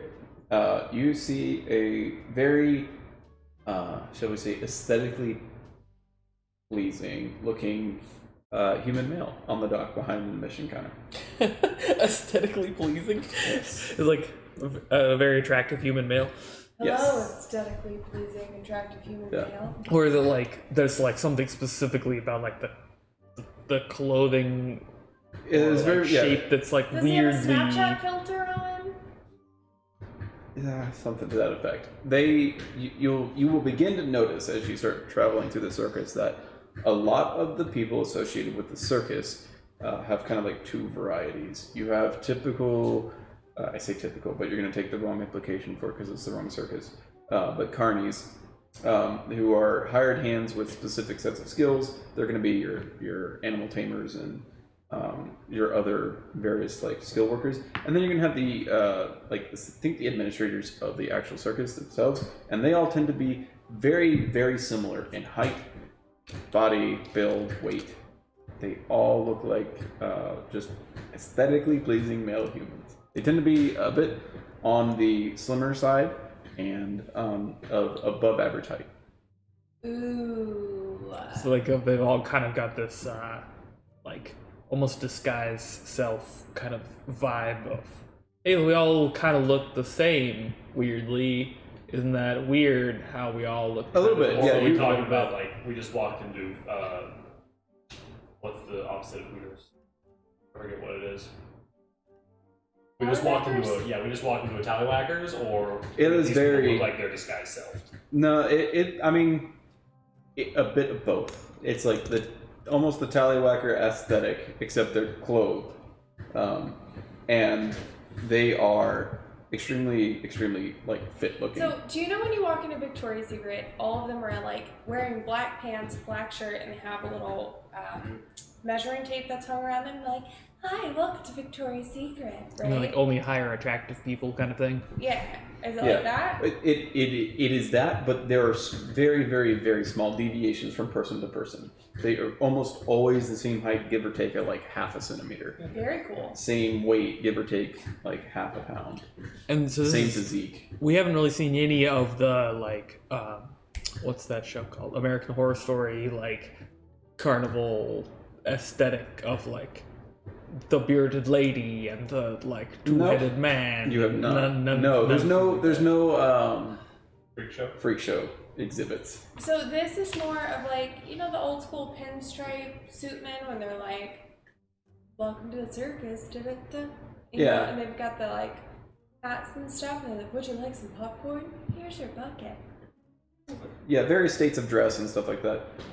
But as you're like moving through and you see it is uncanny. Like, didn't I just see you in a completely different suit? Oh, What? Mm-hmm. Like, but then you're like, oh wait, no, you're slightly taller. That's weird. No, your hair. You look back and you see the other dude who looks just like that dude, but with a different hairstyle. You're like, what? Is it barbershop feel? Barbershop? You know the barbershop men? No, not entirely. So it's not like funny. It's like they're just hot. Mm-hmm. Because it's very hot in the dock ward in the summer. Mm-hmm. Yeah. Exactly why I feel this way. Mm-hmm. I'd probably ask at the admission and say that that we're here on behalf of a client and we're trying to get an audience with Captain Zord.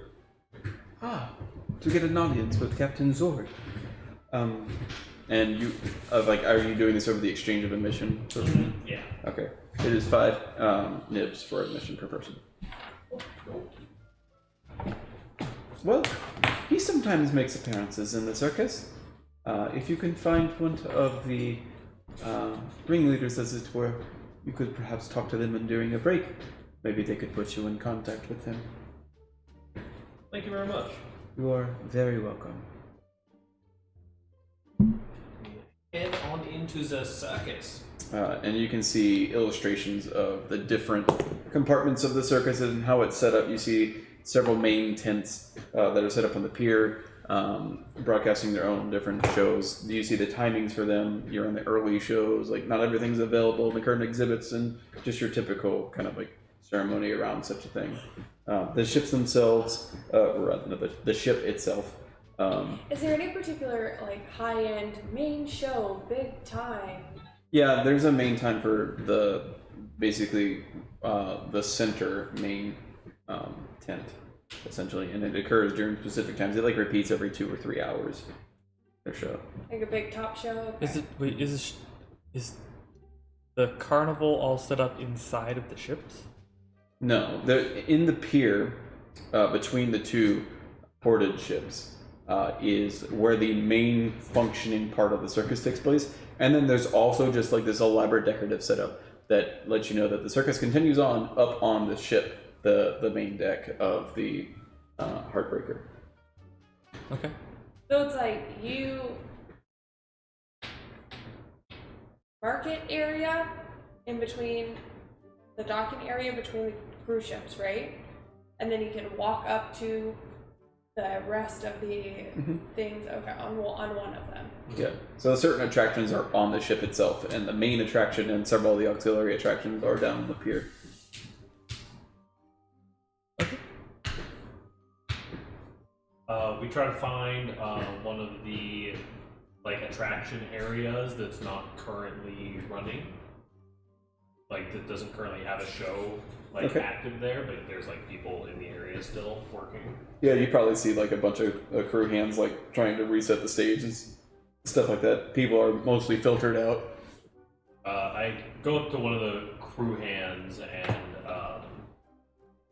I flash a couple of shards and I'm like, "We're looking for the ringleader of this Ah, yes, and with a gracious bow, holding out his hand and grabbing the shards. You would want to speak to Riley.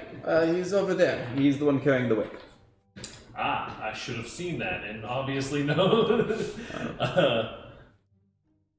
What does he look like? He looks like one of the administrators, as it were, but he's wearing like a very, very like fitted black suit with a very large kind of top hat sort of thing, and he's carrying what would be a lion tamer whip. So, he's not carrying it like he uses it. It's already like rolled up, and he's carrying it kind of like dragging. It does not appear like he is the one that normally uses it. He just seems to be transporting it at this moment. You see several other people that are close in nature to the same kind of aesthetic that he's wearing. So, it's an identifier. Okay. We approach their group, and I sort of try to flag him down. This is how you flag him down. He's walking with several other people and kind of like talking, and you catch the attention of the other ones and kind of like knocks Riley and Riley's. Yes, how can I help you? I'm actually here on behalf of a client. I was looking to speak with Captain Zord. Do you happen to know where I could find him? I do. What is the nature of your business? A client of mine in the North Ward was looking to make a purchase of specific. My client likes to keep things kind of discreet. It isn't an animal. Not an animal for sure. Make a persuasion check. It isn't an animal. It's me. That's a 13. I've got this cider here I'm going to sell. Very well. It's a bit specific. Well, let's see what the harm is. He does take attendance from now and then. Sure, I can arrange a meeting if you would like. I'll be fantastic. Very well. He is residing on the Eyecatcher at this moment. It is the ship that we leave at sea, if you will. It is anchored about a mile away from here. You will need to take one of the ships, if you will, from the Heartbreaker. Well, actually, the Heartbreaker is mostly in use right now. It'd probably be very difficult to get to one. Here, and he pulls out a small pass, and he writes something in it, and seals it with a bit of magic. Take this to one of the attendants on the Hellraiser, and they will provide you with a boat of transport. Fantastic. We appreciate your help. Not a problem. Enjoy the show. Yes. Do you mind if I see you use that just like one time? I must regretfully admit, I do not know how to use this. I was just transporting it back to its storage. But if you would like to come attend one of the next shows, we have plenty of lion tamers who do that. It's just for show. Unfortunately. But I mean, I liked your steal it magic. Thank you. That was very cool. That's really part of the show. There's many things to be excited for at the circus.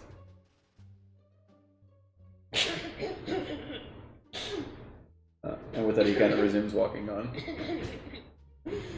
You didn't know how to use the web. How stupid is that? He was just transporting. They got people who know how to use the whip. It was a big one. Yeah. Maybe we can catch Big it on the lions. way out. I mean, I don't want to see it used on a line. There's lots of big lions here. Lots of lies. Lies. Okay. Cool. Hey, that little multi-pass. Multipass. Multi-pass. We head over to Are there any the... cool things as we walk out in? What? Animals. Oohs, ahs.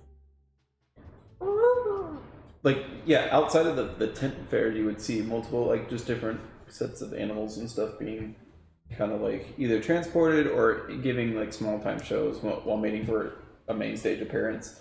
Like the other two, you guys specifically chose one that wasn't currently running, for example. But the other ones that are presumably carrying on shows right now would be doing those things. You definitely hear fanfare coming from those areas. They have the curtains like open, and you can variously see like an act that's currently playing around. You know, transitioning between animals and various other performant artists. kind of in the background. You see a bunch of people that are just kind of like milling about, thronging about, eating food or dropping it, and like geese from the dock ward or like trying to get at food and stuff like that. Just one at your feet. You could give it whatever it wants. I think you have to put. Is it my understanding that you have to put the food through the thing in order for it to turn? Yeah. You could give it ectoplasm. Go slow. I'm sure the geese would eat it. Yeah. I'm sure it wouldn't be the first time. I want to find a creature that'll want this. Bites at you. Ah! I want to find a creature, not the devil. The devil turns around. Oh The man. goose grabs our multi-pass and waddles off. Puts it down on a blanket next to other picnic items. No. Bad goose. Okay. Anything else before you make your way to Hellraiser? Making my way downtown. We're making our way there to get passage out to the other ship. To raise some hell. Oh. Unless you're talking about Prometheus. You do see several dock hands that you recognize. Some not by name. You recognize them from your brief stints of investigation. But it's been a lot of time. Yeah, you have. So you see a few number of dock hands, and they're transporting cargo back and forth. You see the back of, he does not see you, Toothless carrying a large box with an elven companion that you remember him actually working with that night, up the gangplank towards their cargo hold. Well, this one's still alive. It was like Kevin, I think his name was. Is he going on to the Hellraiser? Yeah, he's going on to the Hellraiser. Ah. We have to wait. You have to wait? Don't want to Eric. deal with two. Eric. I knew it was a very mundane name. His name was Eric. Yeah. We don't want that. That was the name of your boy. Was it? Eric. Yeah. Oh yeah, it was. I Eric remember something from, like, 3 something. days ago. I think he had like a flagon in his last name, or he had some kind of like food related last name. But Thank you. Eric Donut. Eric Black Stuff. Eric Donut. I mean, we can go on the ship if we're quick. We probably won't. Her funeral. Assuming that's what you want to do. You sneak onto the ship and wait for him to leave, and then Then we give the attendant our multi-pass. So there's people that are down at the bottom of the gangplank. And you would know that there's multiple gangplanks, right? Some leading to the cargo hold, some leading to the deck. Oh, okay. We go to the deck one. Okay. There you see yet another very strangely similarly looking person. What's your name? My name? Prince. What's that person's name? Who are you pointing to? The other attendant across the way. Oh, Lamar. Okay. just verifying they're not all named the same thing. Hi, I'm Prince. Hi, I'm Prince. Hello, I'm Prince. I'm Prince 75. I'm Prince 96. I was the odd one out. They called me Prince, not Prince. I mean, all host clubs have their. Yeah, multipass. Go, go, go. Yeah, I hand him the multipass. We're actually looking for passage onto the eye catcher. Ah, I see. Very well. You have business. Then you'll just need to present this to the dockhand on the deck. And he hands it back. Ugh. The chances of it being toothless are astronomically low. 100%. Alright, you walk up the gangplank. Mm-hmm. You can, like, as you're now getting a almost a top-down look, you can see that one of the shows, the main shows has ended, and then, like, the two shows on the side have now kicked up into another part of their act. One of the ones that you were just starting, basically. So we're looking down on a festival or convention from the top down, and we're able to see okay. Yeah, and you can see that there's more kind of a secluded shows that are playing up on the other ship across. It's a bit of a distance to see, but you can make out that they're doing shows. Private VIP shows? Yeah, something to that effect. And so you make it up here, and the deck is mostly clear of people. You see a few deckhands milling about. You see more like some carnies that are just like sitting and relaxing and like taking a rest period. And you see like pieces of floats that have been like, some have been brought back for repair here. Some are still on deck and kind of like in a disassembled state, and so on and so forth. Many people are mostly resting, and the person who seems to have the air of like authority on the ship is just kind of like leaning back against one of the masts. And so across from the main deck of the ship, you can see like the cargo hold it's grated beneath it, or essentially there's a grate that you look down and you see more of the cargo hold, and then across from that you see four like concentric like what are they called, rowboats essentially, that are stacked on top of each other. And you can see like this crane operated system that essentially, if you had to put two and two together, it hoists these rowboats and then like carries them over the side and then drops them into the water below. Like the Titanic. We walk up to the person that looks to be operating that, or someone near that thing. Give them our. The men leaning up against the mast. Yes. Hey there, we're looking for passage over to the other boat. Perchance the meaning of visit is Lazord, personally. The businessman.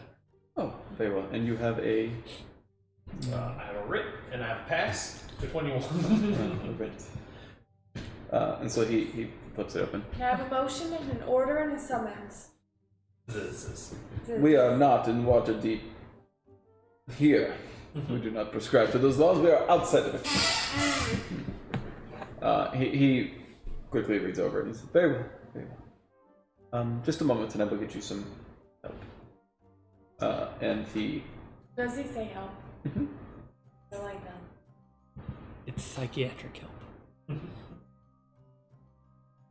And in just a couple minutes, like so, he basically goes below deck, and a couple minutes later, two crew hands come running up.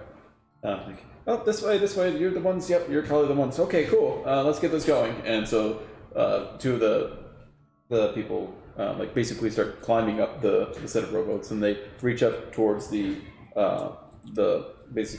connector from the crane as the other person is operating and moving the crane around. And in short order, they have the rowboat like kind of hooked up to this thing, and it's now lifted and hoisted in the air, and you can see that they're like holding onto the ropes as it's being lifted, and it takes it over to the side, and they align it and they lower it down to basically a section that's level with the ship, and you can now see that there's like a gated sort of like pivoting system against the railing that one of them like reaches over, grabs the latch, and pushes it open. After you, 2 or 3? Yep, 3. Yep. Help script him? Are these both just like human dockboard people, or? No, they are the same spitting image, if you will, but are dressed much more like sailors. Okay. They have like a loose kind of like pant-like garb that is rolled up to their knees, and a vest. I think my favorite part is that if we ever see anyone like this in the city, just about. As they're like, as they were like walking around, and like the one guy was leaving to go get these guys, and these guys were on their way here. Were there any other like dockboardy people? Specifically, I'm wanting to see if I can see one of them walking past and giving any eyes to any of the like elf or half elf people that are like potentially working on the ship from the dockboard.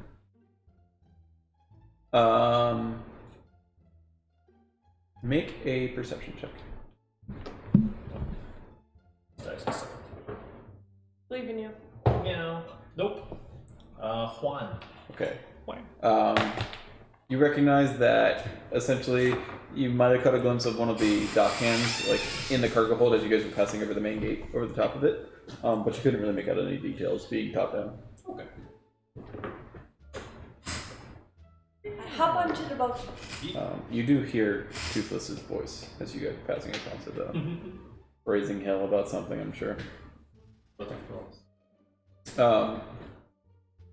And you can see that these robots are like specifically, they're painted, they have like this purple etching, and it's got like the Sea Maiden's Fair in gold lettering on the side of it.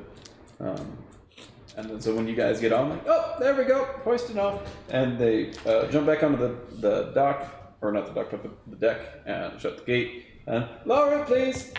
And then without too much further ado, you guys are gently set onto the waves of the sea. Yeah. Ba-doop-ba-doop-ba-doop-ba-doop. It is a rowboat that you guys will have to row over to the eye catcher. We can see it in the distance. Yeah, it's about a mile away. Cool. And none of the dock hands or anything got on our ship with us. Nope. Sounds good. We row our boat. All right, and as you guys row for a mile, we will take a short break. Yeet. All right, we will be right back in about 15 minutes from now. Awesome.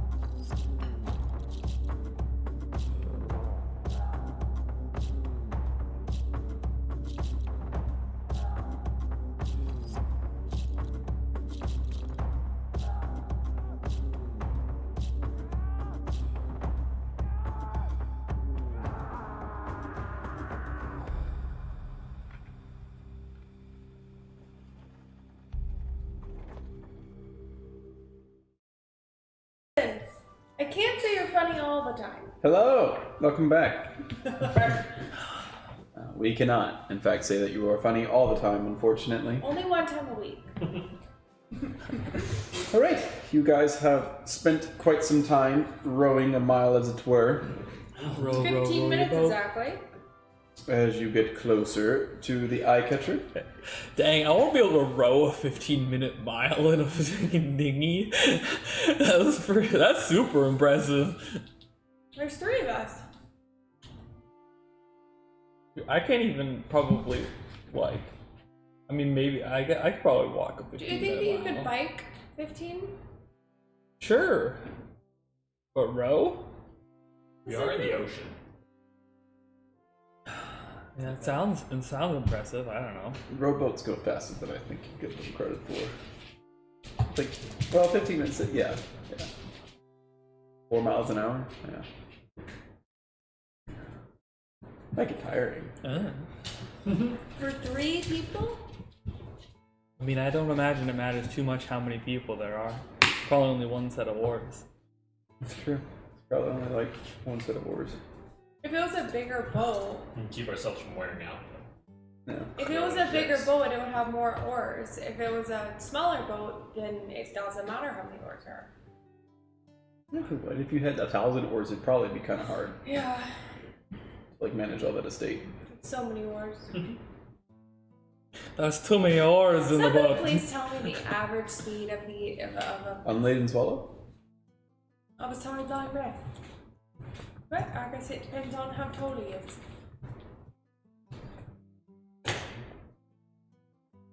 How fast do rowboats go? Longer, narrower rowboats reach 7 knots, 13 kilometers an hour, or 8.1 miles per hour. But most rowboats at 4.3 meters can be rowed at 3 to 4 knots, which is like 3.5 to 4.6 miles an hour. It's actually about a 15-minute mile. There you go. Impressive. Just like actually. We're above average. Yeah. So you guys have above average. Yeah. Barely. He can row. I mean, I'm trained in athletics, so I guess that's where that comes in. Yeah. Do any of you have like proficiency in nautical seacraft? Let me just, nope. Huh. You know, So you spent 15 minutes going around in a circle. You failed your check. That sucks. Walking in a straight line in the desert. Why is this ship called the Eye Catcher? It's obviously obvious why it is called the Eye Catcher. does it have a big eyeball on it? No, actually, very much it does Neck not. full of Is it- eyeballs. No. Is Is it noticeable? it beautifully eye-catching, like these people are? All of these ships are very well kept. They're aesthetically pleasing, if you will. Okay, So okay. there's a hellraiser of a person and their crew, and there's the eye catcher of a person and their crew, and they're all the really good-looking people. The Hellraiser one's actually a demon. The the eye catcher one, he has an eye collection. It's Well, a I mean, they're heartbreaker. all drow, so they deal with demons pretty frequently, I think. Right. So the people we've been seeing haven't been drow though, right? Even though we happen to know that they are probably in fact drow. I was kind of banking on one of them rowing us so I could mage hand grab behind his ears to check, but then we left alone. That would have been a good plan. How could you check behind their ears? Humans If they're- don't have pointy. If they are illusory, then I would be able to conjure a mage hand like right here and grab, and if it grabs something, they're probably not humans. That's so invasion of privacy. Just like, hey, I'm still not really sure how that works with the whole like height changing thing though. Or There's is like a it- set amount of height that you can do Yeah. with Yeah. illusion magic. And but it's like, if you put your hand right above their head, it it just doesn't. goes through. Yeah, Yeah. exactly. So But you never know if they're like. But if they you could put- all just be the height. Like it's pretty easy to just be the height that your enchantment is. Yeah. Also, if they made themselves look shorter by several inches, and you go to like go across their hair, you could just poke them in the forehead. Well, that's Or what I the was. eyes. Well, that's what I was Yeah. saying. Was like if you make yourself magically shorter with disguise self or something, somebody puts their hand on your head, it still touches your head. Yeah. Right? It doesn't It touches touch. your head, but it do- wouldn't touch the illusion's head. It touches the illusion's head. Yeah. No. Yeah, I'm pretty sure it does. A real person head. Just, No, that would actually make you make a check to see that you understand that your hand actually went through. so these these are my eyes, and I'm making myself look taller. Yeah, that's like a foot though. You only get like several Whatever. inches of play. So let's say these are my eyes. Okay. Right? And someone's like, "Hey, your hair is so beautiful," and they go like this Uh-huh. to put their fingers in my hair, right? Wait, if I'm taller, I attempt to go like this. But my eyes are actually where your hand is going, so you're doing this in real life. Yeah, it depends on the level of the disguise magic. Some of it instantly dispels the illusion. You understand that it is a disguise. And some of the other more efficient ones will say you get to make an investigation check because you've done something that prompts you to do so. So if I have a fake hand, Uh-huh. and you go to shake the fake hand, Right. You physically interact with the physical hand, not the illusion hand. Yeah, it just depends on what you're going for. Because sometimes I think that like I seeing... think disguise self specifically doesn't work that way. But I think that like if you use like some of the like other but it doesn't matter. It's so irrelevant because we can look this up later. We don't have a person to do it to. Yeah. Unless anybody knows it.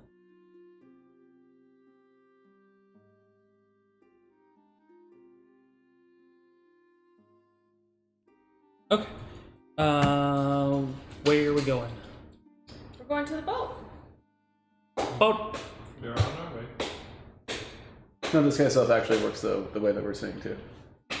If you make yourself appear thinner and somebody like attempts to touch you on your waist, they would bump into your larger self outwardly. Maybe it's one of the other illusion spells then. Yeah, like I said, some of them are What is that? like alter self and stuff. Oh, okay. Boat. You're on the boat. Well, you're on a smaller boat that's being hoisted onto a larger boat. Okay. So they bring you up level. An attendant opens up the gate. It looks almost exactly the same as the other boat, at least on the outward appearance of what you've seen so far. The same grade in the center. The only thing that's really different is just like there's less boats on this one right now. In fact, you're the only one of the rowboats that's available right now, and the deck itself has different things on it. This one seems less involved in the actual carnival's functioning. You don't seem to see anything that would indicate that it itself is required to be a part of the circus. Okay, which I already know and I've already talked to them about. Right. Because we knew that this one is one of their ships, but not directly one of the circus ships. Is there like someone who's here? Greets us. Yeah. Yes, they just let anybody on their ships. I was hoping to find an image here, but I do not see one. Well, I won't search for too hard. Okay, so one of the same very familiar looking people. This one does not have a vest on. Let's see, he's not wearing a top, as it were. He's just got the same like trousers on that the other people have been wearing. Ah, yes. Does he yes. look like them? Yes. This one is slightly smaller, slightly more muscle bound, ever so slightly. He has 3 whiskers for his mustache that the other ones did not. Okay. How can I help you? We want to talk to Captain Zord. I presume you have a pass. Yes? Yes, we do, I think. Ah, the details are profoundly lacking, and yet, here we are. I will fetch. Please wait in the attendance. Will do. And within a few short moments, he is disappeared below deck. A minute later, he comes ushering back out. Ah, yes. It appears that the captain is taking a late dinner, as it were. He was very busy overnight with preparations for the show, and he's just now sitting down for a meal. He has invited you to partake with him, if you guys would wish to discuss matters there. That sounds wonderful. Perfect, perfect. After me. Let me get to the page. Page I have written down. One of the most like telling things. After me.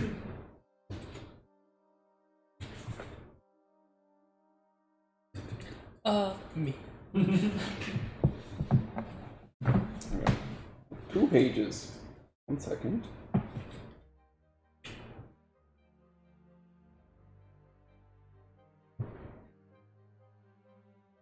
We're gonna get somewhere today. I believe in you.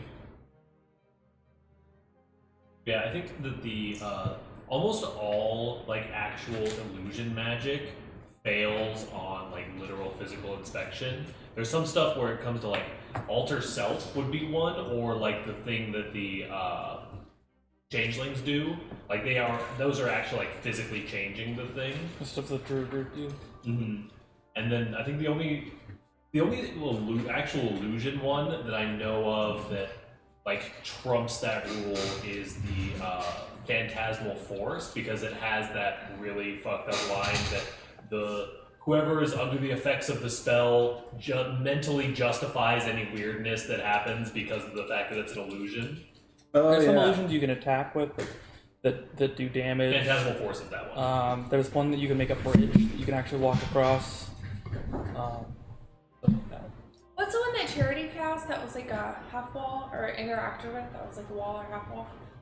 Is that like the little cantrip one that you can make a little half wall with? I don't know. I don't remember. But it was something in that campaign. Wall, walk through wall. Oh, there was just. Minor illusion, you can do stuff like that. Yeah.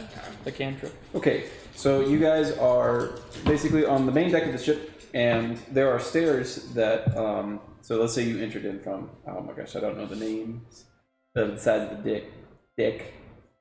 Yep. What? Port at the starboard and blah, blah, blah. Yes. So I'm going to go with cardinal directionality here. Sure. So you guys entered in from the east. In front of you is the main mast of the ship. Towards the north is going to be the figurehead, which is a gilded wooden figurehead of a female elf with flowing hair sticking out from the ship's prow, reaching forth with both hands. You recognize that this is the same figurehead that is on the other 2 ships as well. Is it colored, or is it just wood? It's wood. Okay. It is very specifically, it is unpainted. Okay. And then towards the south, the aft of the ship, as it were, you'll see 2 sets of stairs that will go down and up, depending on the directionality. And in the center, that is a double set of wooden doors that this man is walking you guys to. He opens it up, and in the hallway, there you can see the main mast, or rather another post of one of the other main masts on the backside of the ship, as well as crew cabins, essentially doorways and stuff that are off to your left and right.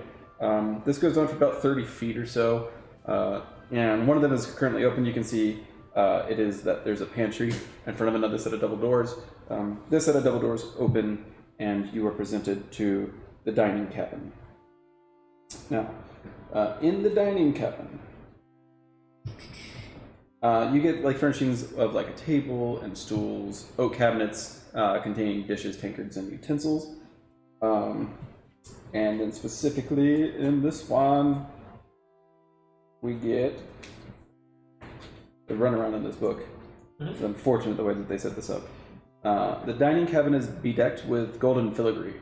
The purple curtains festooned with silken tassels, the wood paneling scented with perfume. A magnificent feast laid out on a golden platter sprawls atop a mahogany table of exquisite craftsmanship. Even the doilies are something to behold. Standing behind it all with wineglass in hand is a well-built, scantily clad man, his scarlet apparel designed to accentuate his trim figure and bountiful chest hair. A flashy rapier hangs from his stylish belt. "Welcome aboard the Eye Catcher," he says, flashing his pearly white teeth. "Zardar's Zord at your service." How do you spell your first name? Zardoz. How do you spell your last name? Zord. And what state are you from?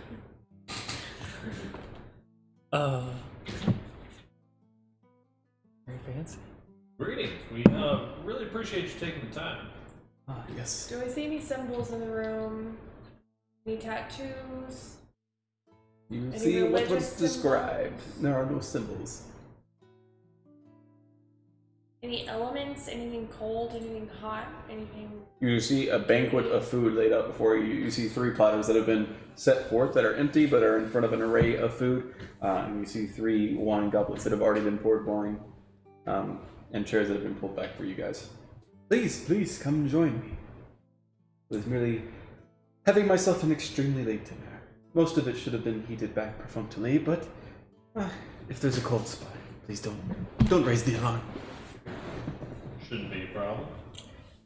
I accept his invitation and sit down at the table. Yeah.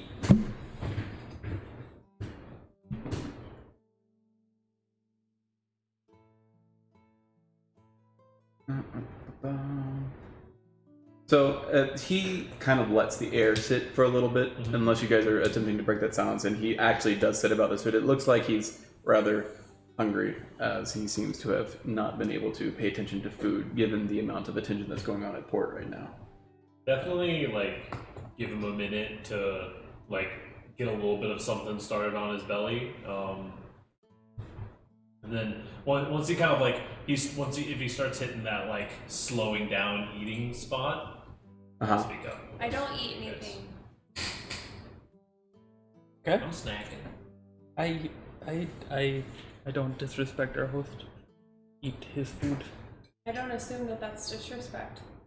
Mm-hmm. I think that's fair. And, madame, is there something not to your liking? No, I already ate this one. Oh, perhaps some wine then.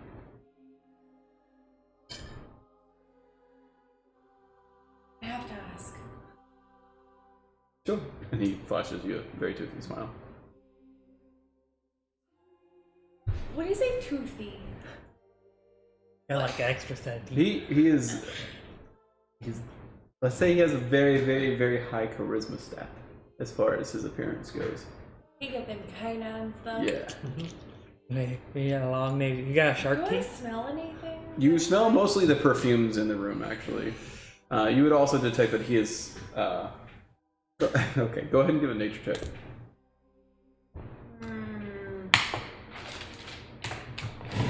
Identify with that. Ode the skunk. Tell the guards to roll a 6. You can tell that he's wearing a different perfume, and it definitely strikes your nose in the, like, oh, this is exquisite kind of way. Can't really place anything to it. But if anything is to go by with the rest of his appearance, it costs a lot. If anything were to go, wait.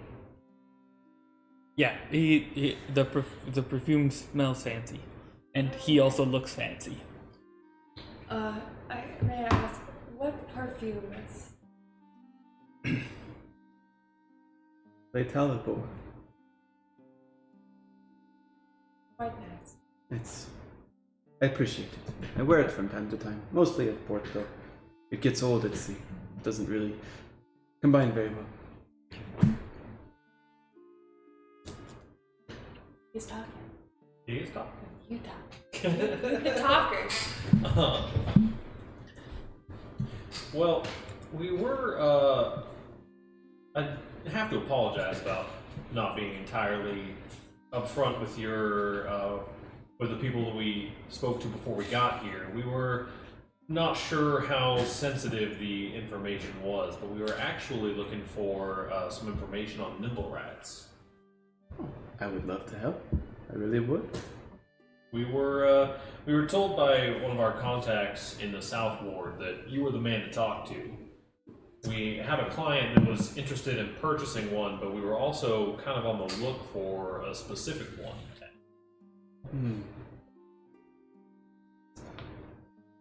Well, this poses a very interesting set of circumstances.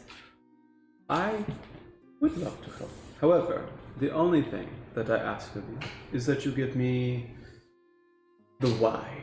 Specifically, no fancy tales, just the truth. And if it piques my curiosity, trust me, you can be open with me. I travel from place to place, and sure, I dabble in things, but I don't really care for much of the parlor tricks of the town, if you will. For sure. Well, we're associated with a man named Vincent at the Tiger's Eye. He was looking for someone to do a little bit of basic bookkeeping and errand running for him in the town when he's busy meeting clients. He's a little bit of an information broker. You will need to make a deception check. Yes, sir.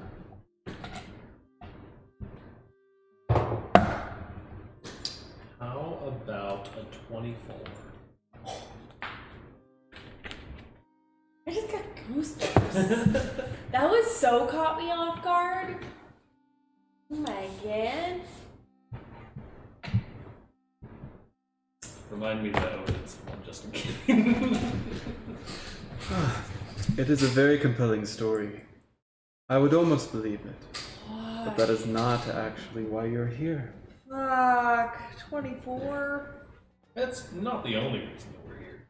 We are indeed looking for a specific nimble rat that we've encountered in the city. Specifically, why? I do a flame from a hand. Cantrip. Someone cast a fireball in our backyard. We're looking for the person who murdered our kid.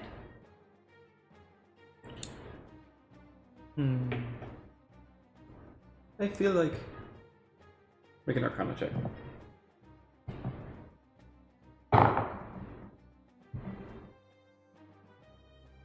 Well, You feel kind of like a tingly, like almost a goosebumpy sensation. is it anything I've ever experienced before, including that mind flare? No, Fuck. not to that effect. He's not in your mind. He states, "Oh, it's juicy. It's getting closer, but it is not the whole reason. There is something else embedded here. Simply, I do not have any contacts with you people or relations. Just give me something equal in trade. Simply want to know the true reasons of why you're here, and I will be more than forthcoming with the information that I'm sure will help your investigation." That's why we're here. I mean, I have a piece of information that I think he would be wildly interested in and pique his interest, but I don't know if it's something that I'm okay with. I'm okay with sharing it, but I don't know if you guys are okay to share it. I think that if Rin were to speak up in this moment, I would not immediately tell him to shut up. Okay. And before you get into this next step, you can see that he's like, his demeanor is slowly being more and more enticed into the situation. He's kind of like leaning more forward in his chair. He's like finished his goblet of wine and has a second one placed before him and has already started sipping on it. You can see like there's a gleam in his eyes. He's super excited about the prospect of why you guys would be interested in the Nimbleites. And that there seems to be something nefarious, because mostly small problems, even ones such as the murders, might be something that would come up, and that would be of entertainment value, but not something so much to be like, oh, that'd be kind of like lame if that's the reason why we're doing this sort of thing. He's very much a connoisseur and a digger of secrets, as it were, being pro. Yeah, but the thing is, whatever. Well, there's certainly one other thing going on. I don't know if it's so directly related to us, but there's a bit of a secret city of Waterdeep right now. I do love secrets. And I think that secret would fall along your alley of interest. There's a horde of multiple millions of gold dragons buried beneath the city of Waterdeep. That sounds a little far-fetched, but I'm listening.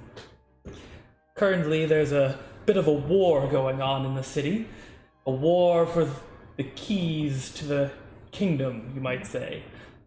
Whoever gets their hands on this horde of gold dragons is trying to rightfully take their place at the head of the city, I would imagine. With such a sum of money, they would have enough power to do whatever they please. Make a persuasion check. I'm not sure he's trying to persuade. He's just giving him fucking information. That's persuasion. That is persuasion. That is literally what persuasion is for, is when you're telling the truth. Yeah, and but he trying to also has convince no way to someone bet of- that, right? He can't know that that's the actual information that is realistic. He's got to be persuaded. I would like to use My inspiration. Okay. Are you proficient in persuasion? I am. You can also use your. I would like to use my inspiration. Okay. Here you go. I give a particularly inspiring rendition of the situation within the city. You tell a story. I tell a story. And you know, I would like to use my psychic ability to help boost my roll. Okay. Use your psychic ability.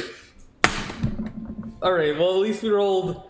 So my highest roll of all the rolls that I rolled was on my d6. Okay.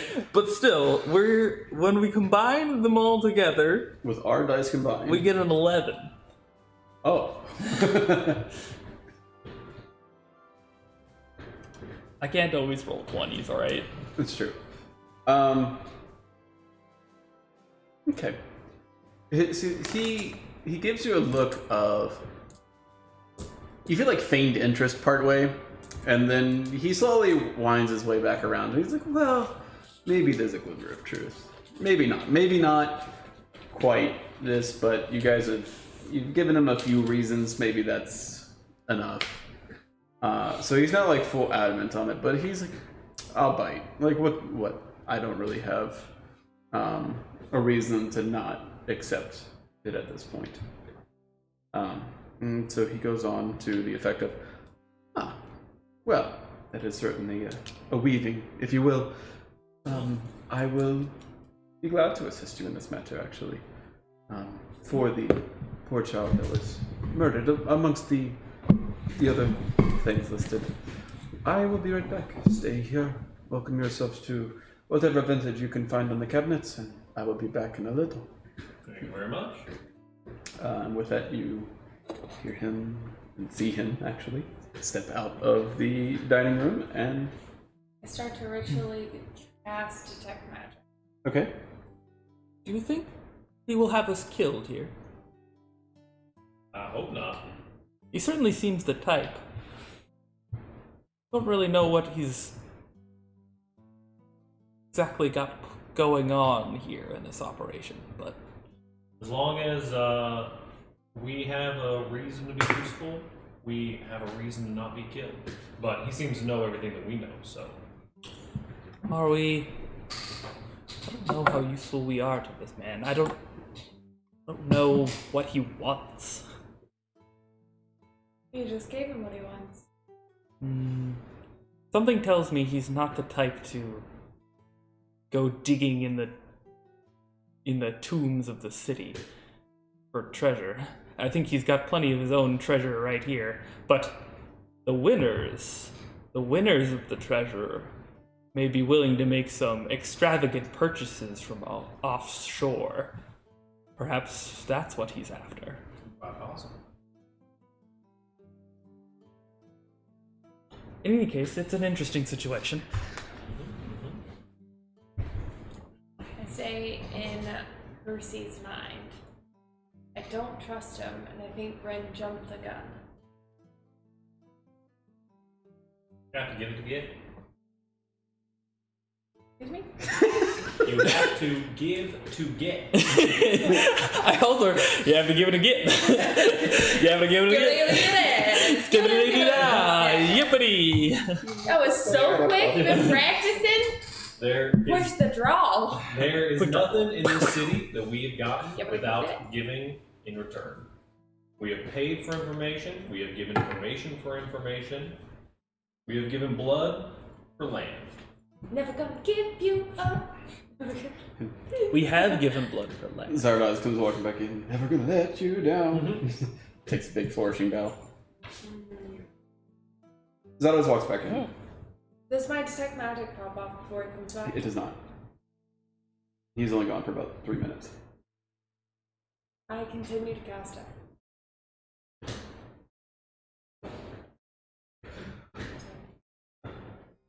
And he walks around the table slowly and like sits down in the rather ornate chair for the furnishings that are arrayed against the rest of the room.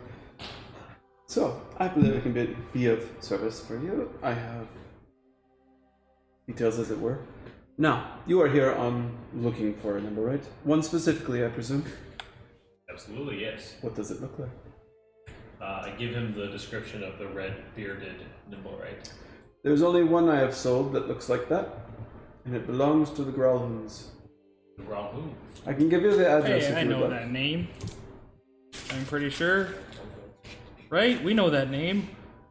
Right? The O'Doyles. That's not the people with the demon kids, is it? No, that's the Castle Lantern. That's the Castle. Have we not heard this name before? I feel like I've this never name heard this name.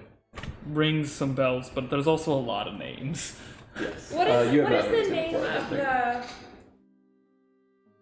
think. the... What's the name of the noble that was across the street from what's-his-face? Ooh, what? Nothing. the Across the street in the apartment that The- had come into town. the noble that had come in to stay at the apartments that we were investigating earlier. Oh, after the incident. I have it written down somewhere. that was somebody from Rosnar. Alavar Rosnar. Yep, Talavar Rosmar. So, How do you Not- spell Rosnar? Rosznar, I think? Rosznar. Okay. What's Rainier's last name? Never Ember? Never him.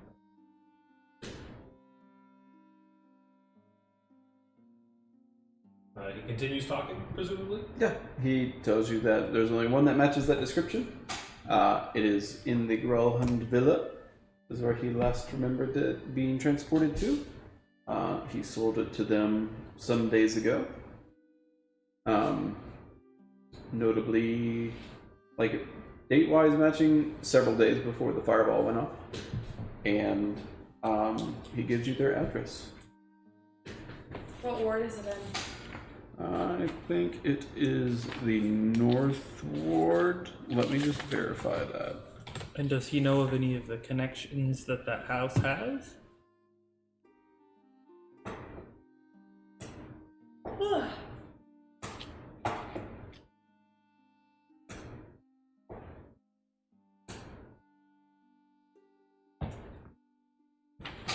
Come on.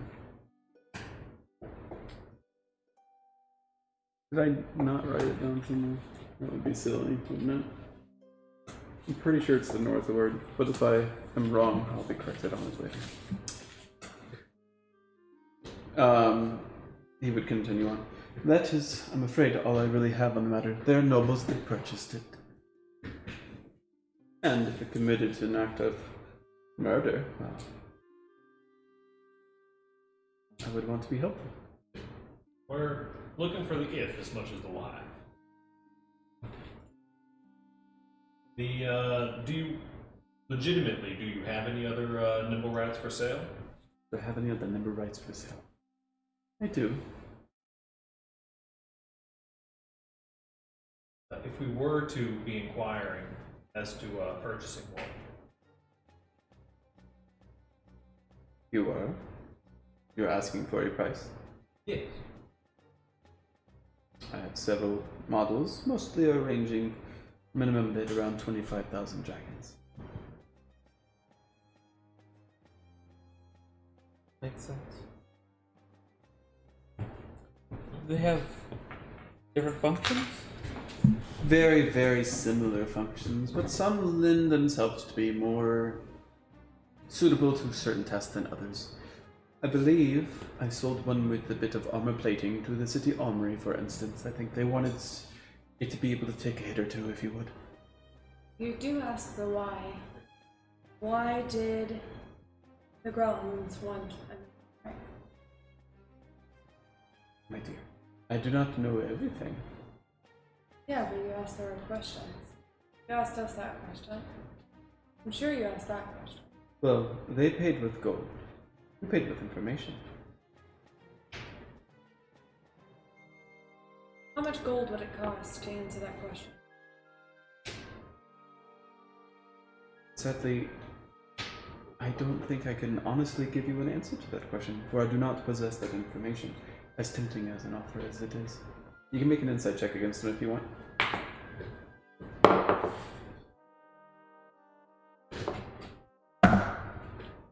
14? This man is extremely, extremely difficult to read. He is giving you an outward appearance that you can't actually penetrate at all. From every intent, he is trying to sound honest and truthful, but you can't honestly tell it because you just can't read this dude. I only have one more question. Do you mind? Not at all. Privately? Privately. Hello, I speak to you.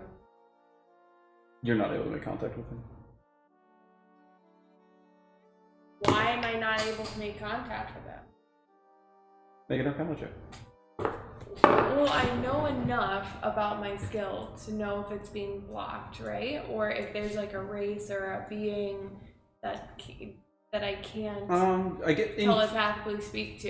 It's my like race ability. You know that your race ability would be able to speak to this person normally. It does not go through. Privately, but you seem to. I don't know the psionic limitations of most people, actually, so I set defensive measures. You don't want people prowling around where they shouldn't be, so without knowing people's abilities.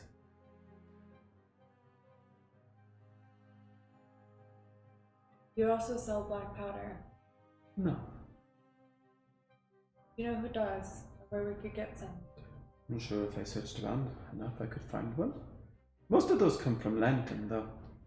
Many traders from there selling. The different noble rights goods. come from Lantern. It's a Lanternese technology, yes. I purchased them from a port. What port? The Lanternese port. Huh? The Lanternese port. This is a small island. There are not many ports. Is it near here? Oh, no, it is. That's an island out to the west.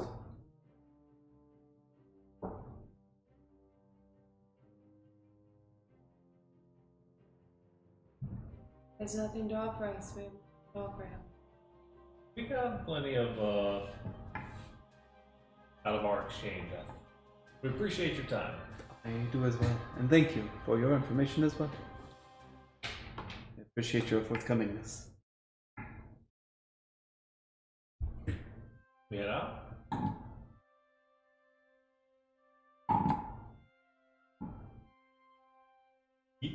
Yeah. We head out. Okay.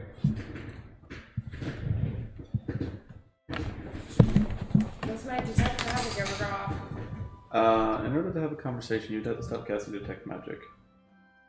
Really? Mm-hmm. Mm-hmm. What the? You can't just cast Oh. it.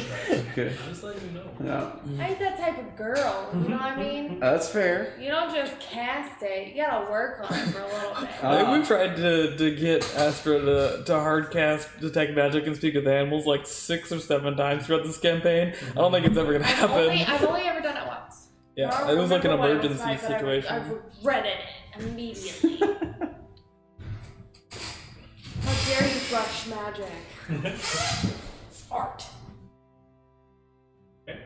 We get back in our boat. Jump on the boat! Row back. Dockhand helps you into the boat. You guys are able to row it back to the Hellraiser. Mm-hmm. We do it. We attempt to do it faster than what we got here. Oh yeah. Okay, give an athletics check.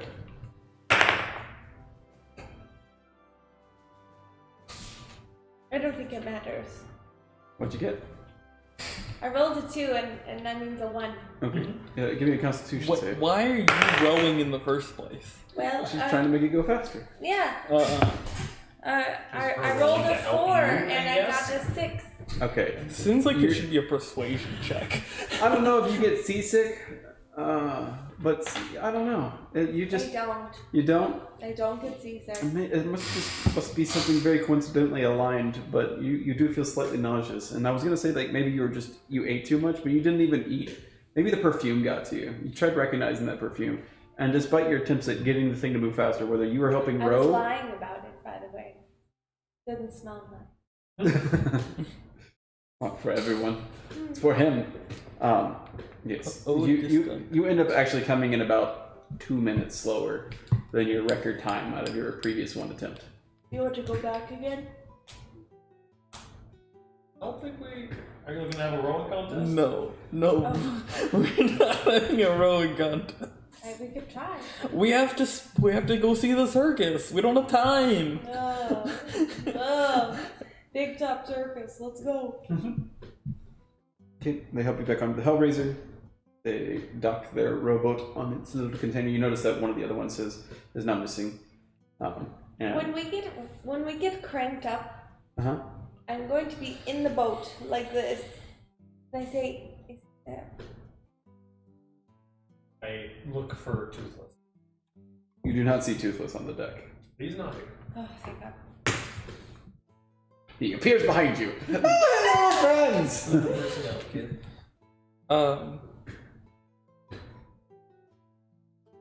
Yeah. What if you?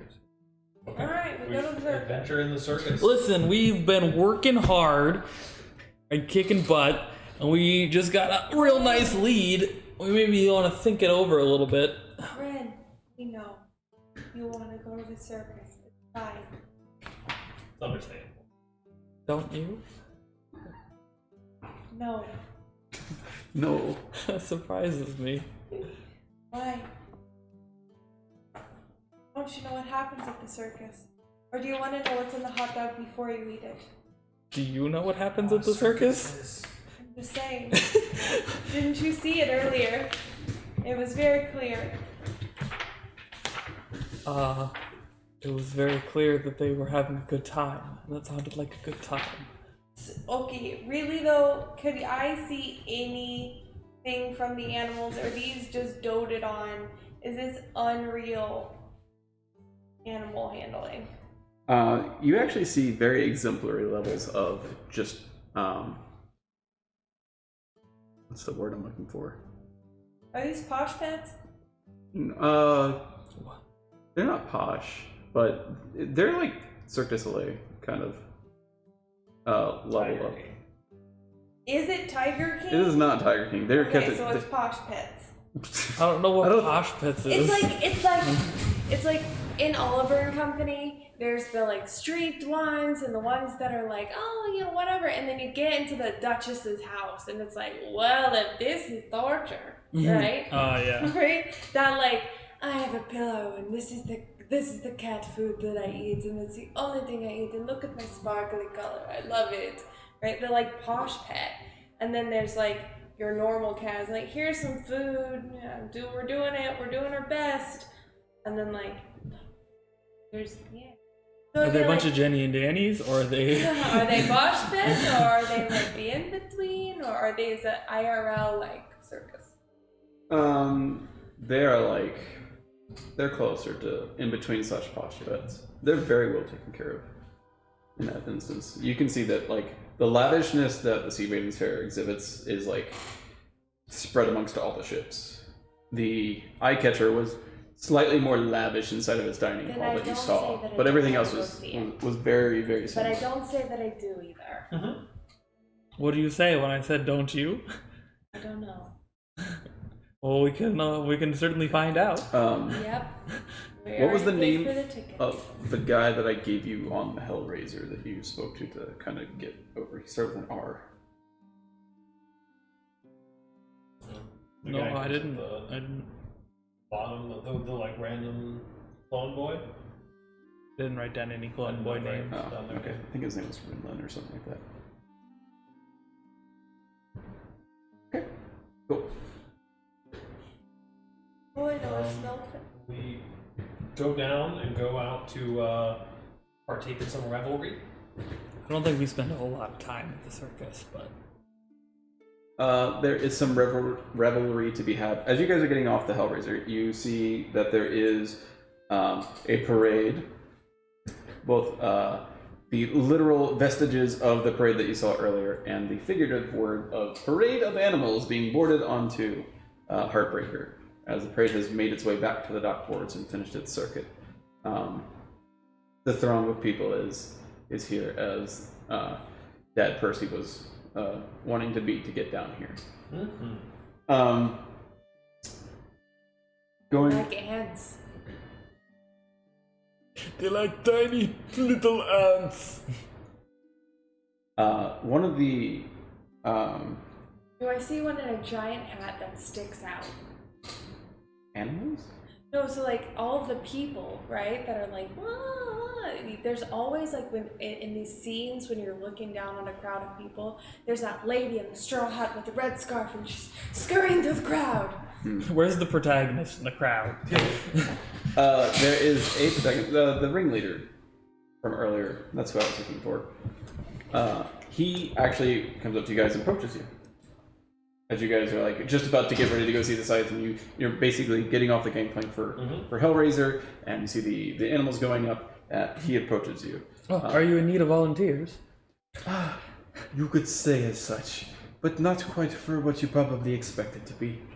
A matter of urgency and kind of hoping to keep on the down low, but you three look like you are about actual business and can handle yourselves. I'm sorry, we would give you free passes for life if you could so on and help us.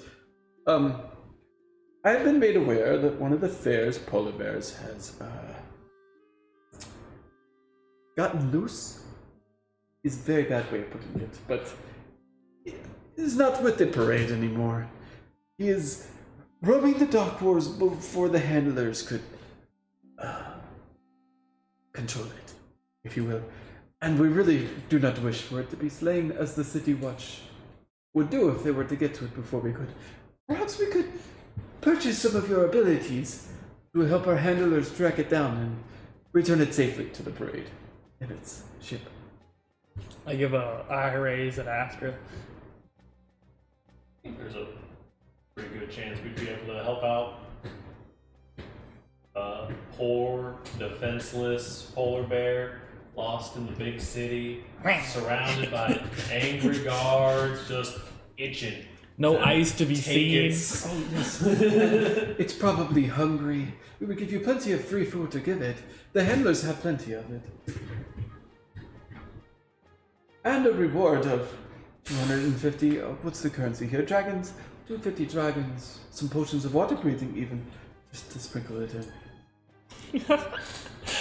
I like that idea. Like you have a circus, right? Like a circus in D&D with like magic and stuff, right? Like you can do crazy tricks with like people. I'm stuck in the water cage, but I've got a potion of water breathing, and that's why I can hold my breath so long. And all these kind of like tricks like that. And I'm walking on this tightrope, but it's actually a rope of balancing. And no matter how much I fall, I can't fall off the rope. Or you're walking on a tightrope, it's actually just a plank, but it's illusion to look like a tightrope, and you're just walking on the plank. Yeah, like I would imagine there's like certain amounts of that and certain amount of like them trying to like show like, look, and no magic was used at all, and she still doesn't fall, and stuff like that. But anyway, Do you have any leads to where it went? It's you like now that you're hearing it, there's people that have been there's been like mentions of polar bear like on like in just the ambiance of the area. That's kind of like all starting to clue together, and you realize that it's pretty much the talk of the dock ward right now. It seems to have gotten at 6-8, and this is what he basically says. It was just entering the dock ward when it broke free. The news is spreading like wildfire. Oh, there. I could have said fairy fire. That would have been better. I don't know if it's supposed to be free like that. No, it's part of the show, dude. Look. I'm throwing fish at it. He's like, I should have said fairy fire, and I'm just like staring at his ears. Yeah, that would have been better, wouldn't it? You dark elf in disguise. Oh man. Okay. Alright. I agree to Polar it. bear? I think more importantly, I'm like, do you think I should turn into a bear? Maybe not yet. Maybe we can track it down Do I need to cast Speak with Animals? That would be a start. I think that you probably have lots of things as your druidness that we could use to help track down this. So you're helping. Wonderful. I'll put you in touch with. Oh my gosh. Put you in touch with Binkley immediately. steps up, like a man who's holding a cat who does not look like he's one of the carnies. He's got shoulder length, kind of like blonde hair. He's a bit taller, but he's very, very hunched over right now. He's just like, oh man, this is really bad. He keeps pressing on his cap, and he's like, Time is of the essence. We need food. We need. oh, well, I've got plenty of food for him. Cage or a. No, we. Man, the collar. I hope you guys know Waterdeep pretty well. It would go a long way. I'm not very familiar with the streets. We'll be able to help you track it down. Word travels fast. We should get moving. Do you have like darts or something? Darts? No, we would never. How would you convince it otherwise? But talking to it, probably. And fish. Can you talk to animals? Then why do you need us? What? Finding him. Trying to turn down work? I didn't help. He's distraught. I'm sure he's extremely startled with all these new sights and stuff.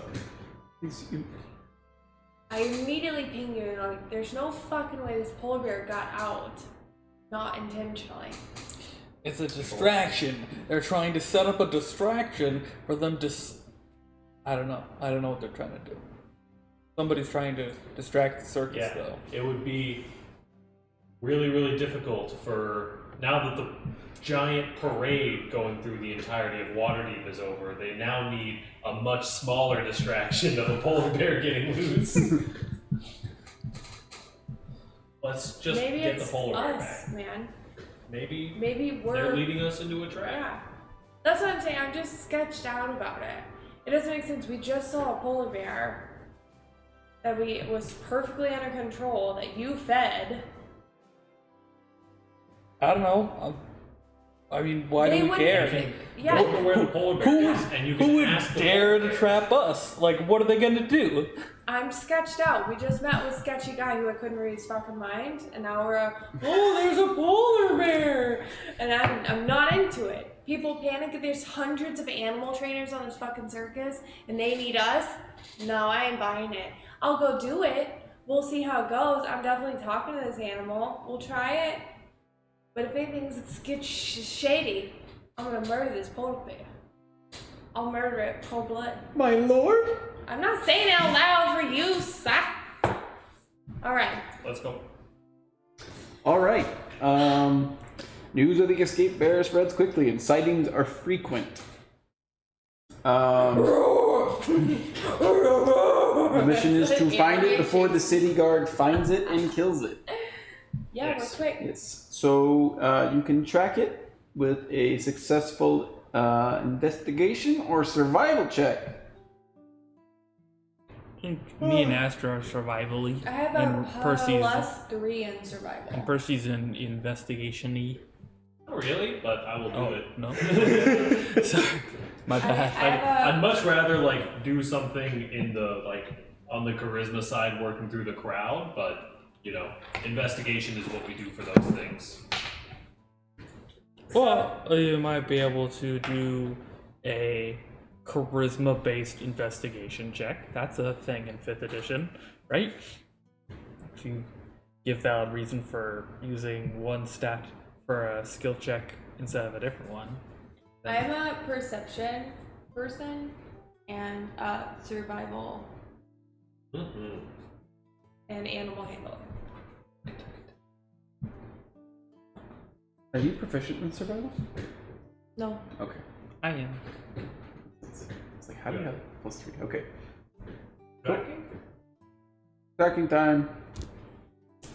Here, I'll help track it. You help talk to it. Wait, you help convince. Are we all rolling? Is that a thing? I don't know. Are we not all rolling? Or is this a single roll? We needed a survival/investigation. Are you guys splitting up or staying together?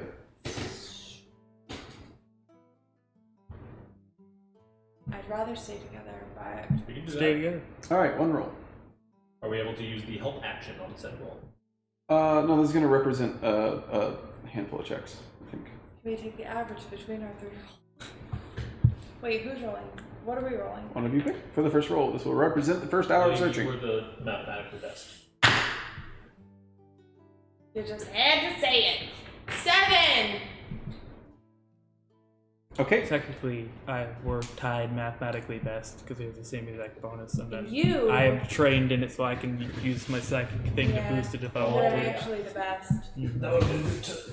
Also, the dice gods just prefer you. I don't know. I rolled a 1 and a 2, and I finally used my inspiration. I rolled a 2 with the first dice, and then used my inspiration and rolled a 1 with my inspiration die. It got mad that I kept holding on to it for so long. Okay, this will represent the second hour. Who goes? I'll go for the second Who hour. goes there? I will goes attempt now? to survive. I believe in you. Yeah, we got a 18. That if I fail, I can boost by a d6. Sometime in just before the second hour, you guys managed to track that it has careened its way mostly to the northwest side of the dock ward. Because if you guys are basically down here on the piers, it's mostly like up here. Yikes, that polar's We booking it. book it. He's had 2 hours to do so. We plus get on our overtime. magic carpet and we fly over there.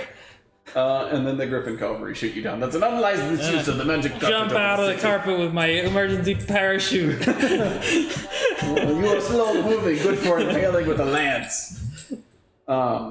Okay. In hour 2, we have tracked it to the northwest ward, or northwest part of the dock ward. Okay. Yes. We're booking it.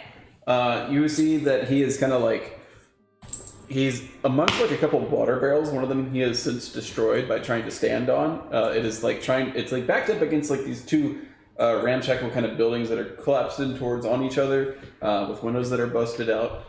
And there's like a crowd of like people there that are like screaming at it and trying to get its attention. Some are yelling at it angrily, like, get off my water barrel that you're destroying, quit wrecking my house. And another one's like, you need to get out of here. Like, does not know how to talk to a polar bear, but is really trying to convince this thing to go. But it is just getting more and more frightened as you guys enter the scene. Those villagers got balls tied yelling at a polar bear. That's all I have to say. You're not a dockhand. You need to leave. Not from around here. You don't belong in these parts. Okay. Toothless is there. Come on, take the fish. I walk up to it. Okay. I do the most. What's it called? Cat girl, like high school cat girl, cliche. Turn to the crowd. Sarah the doctor, like, what the hell, lady? Get back! Get back! Make an intimidation check. I'm so intimidating. 10. Okay, so there's like a crowd of people here, and by the way, the animal handler for Lord has actually since split up with you guys. He carried on a search elsewhere to try and find more. He does give you like a fish to present to him to try and like lure him home with, but if you find him, hopefully you'll find him, the handler, before you make it back, sort of thing. This is quite a stretch. You don't know that one fish would be enough to lure. That being said, you approach this crowd and are doing a very odd presentation, and some of the people are like, she's got something like maybe wrong with her head. I think, this ain't my house anyways. It's just kind of been standing on this thing for I'm a while. just trying to lessen the crowd. Some of the crowd just like kind of walks away from them, like, you know what? The weird people are here now. It's time to go. All right, you have moved on several of the passerby. Okay. And then I cast Speak with Animals. Cast it. I don't have a choice. I'm not gonna wait 10 minutes. Okay. You have cast it. Hello, friend.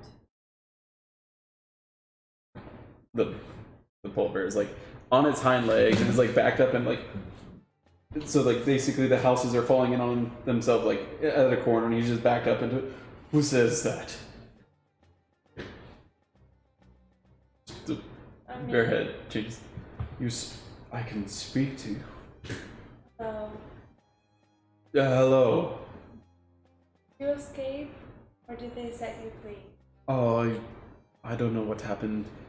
My harness broke, and there was this crowd that came over and it started like, instead of words, you start getting like bits of words that you recognize and more like imagery. You see like a group of like pedestrians that were pushing up against the rope. Like it was really, really close to the dock ward and close to the parade grounds.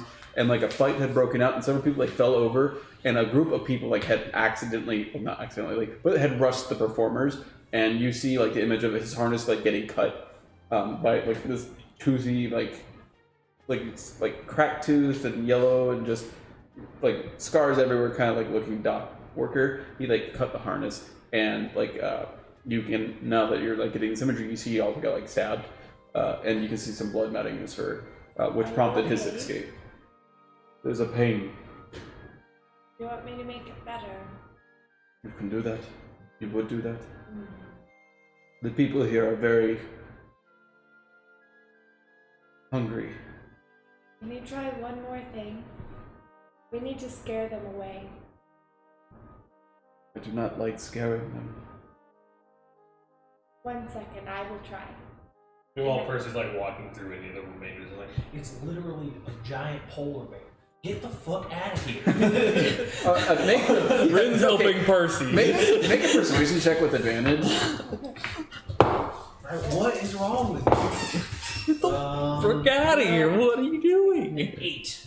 Gee, I gave you advantage. Hey, listen, I used my good roll for the night. It didn't work I out. gave you advantage. Come on. It actually doesn't take too much to talk sense into some of these people. There's like an actual family here, like 2 toddlers. Look at the polar bear. And you're like, that thing could like kill them. And he's like, yeah, I guess you're right. It's just not every day you see a polar bear, you know? We'll come back later. But you're right. We should go attend the circus act and see the polar bears behind some kind of constraints. And what are you doing? I turn around and I'm like, One guy's like, I'm gonna pay for the fucking circus when there's one here in my backyard I can see for free? Piss off, this is my house. I send my biggest roar in that direction. As far as like your weapons, like, are you guys open? Like, do you still carry your actual weapons that you have peace corded around? Okay. So I mean, there's a bit of weight to it. They see that like you're an adventurer, you have actual lethal weaponry. You look like you know how to use it. You're convincing a number of people to leave. The throng of people is like slowly dying down between your efforts. It does take a bit, but it does lessen. There's probably about like a dozen people left. He's no longer feeling cornered. He's like since like slowly climbed down off the barrel, like his claws like leaving deep gouges inside the water barrels. Would you like a fish? You get hesitation. I got it from a person named Pinkley. Oh, my trainer. Nice. Sure. Very tiny. Holds out a big paw. Okay, you can have it. Just Okay. eats it.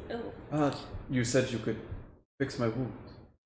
I can try, but it'd probably be better if we got you back, so we can fix them with healers. Make a persuasion or animal handling check Do either of you have healing magic? with advantage. Percy has healing magic. 14. I will follow you. Please, do not let them come near me.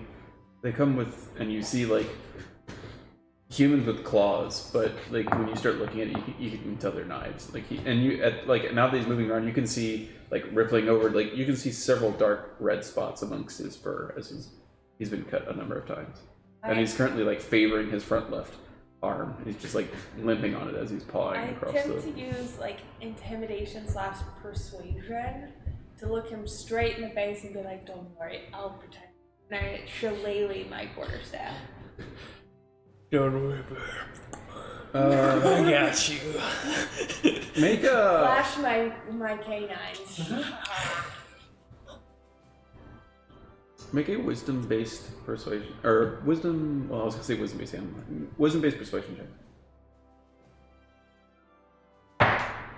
6. He's already trusting you, so fortunately you don't need to impress him with everything that you do. Well, I tried. But yeah, you do see that he's pretty much favoring his front left arm. The spots of wounds are like numerous in the area, but there seems to be something that's really bugging his arm. This is a part of my pack. This one. I appreciate it.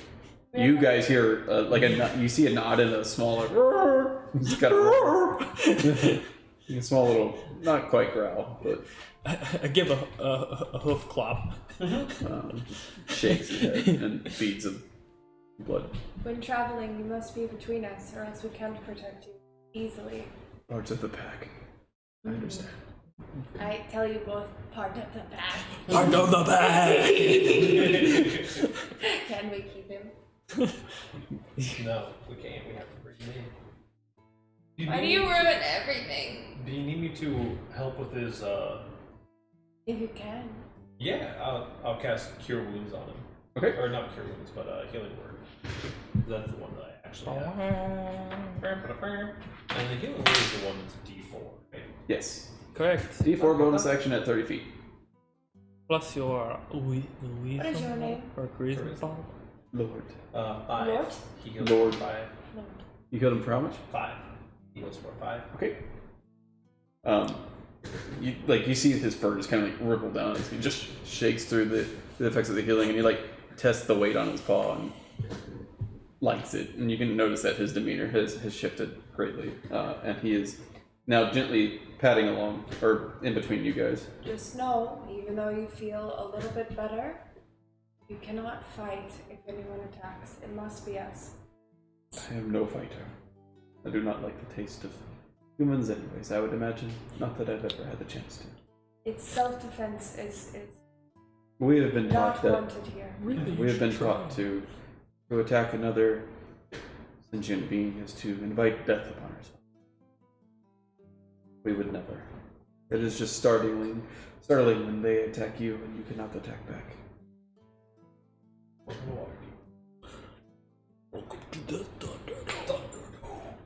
So it is. How do they treat you? It is a nice walk for the polar bear. It is less of a nice walk for you guys, as you are sequestered by quite a few people on your way back to the dock of various alignments, if you will. How are you choosing to handle the people that are approaching you? They're definitely here to do things with the polar bear that would not be in your interest. Like tourists? Like tourists being touristy? Like I Or want like, polar bear claw. or like some dude shows up with a knife and is like, give me your polar bear meat. It's more like, let me have a souvenir. I just want a clipping of its fur. Or let me cut off one of its claws. It'll be back in one piece. Ranging from that, like, super shady, super, like, hostile intent to touristy. You get kind of a walk of all. I would do my best to go into crowd control mode that I've done a few times. I was just like... Anytime somebody gets close, I'm probably going to do mini firebolt. Like, little bitty, like, get back. And you just walking around with Shillelagh on your quarterstaff? Mm-hmm. Okay. Does that break her ring? No, it does not. No. The firebolting at people to get them away. You're saying like some kind of small kind of cantrip of fire. Yeah, just like... You're not shooting a firebolt. Okay. So it does not, and you can make a wisdom-based intimidation check. Here we go. Prometheus has me. Where you at, buddy? Where you at? I believe in me. How are you two handling it? What was that? How are you two handling it? specifically? 17.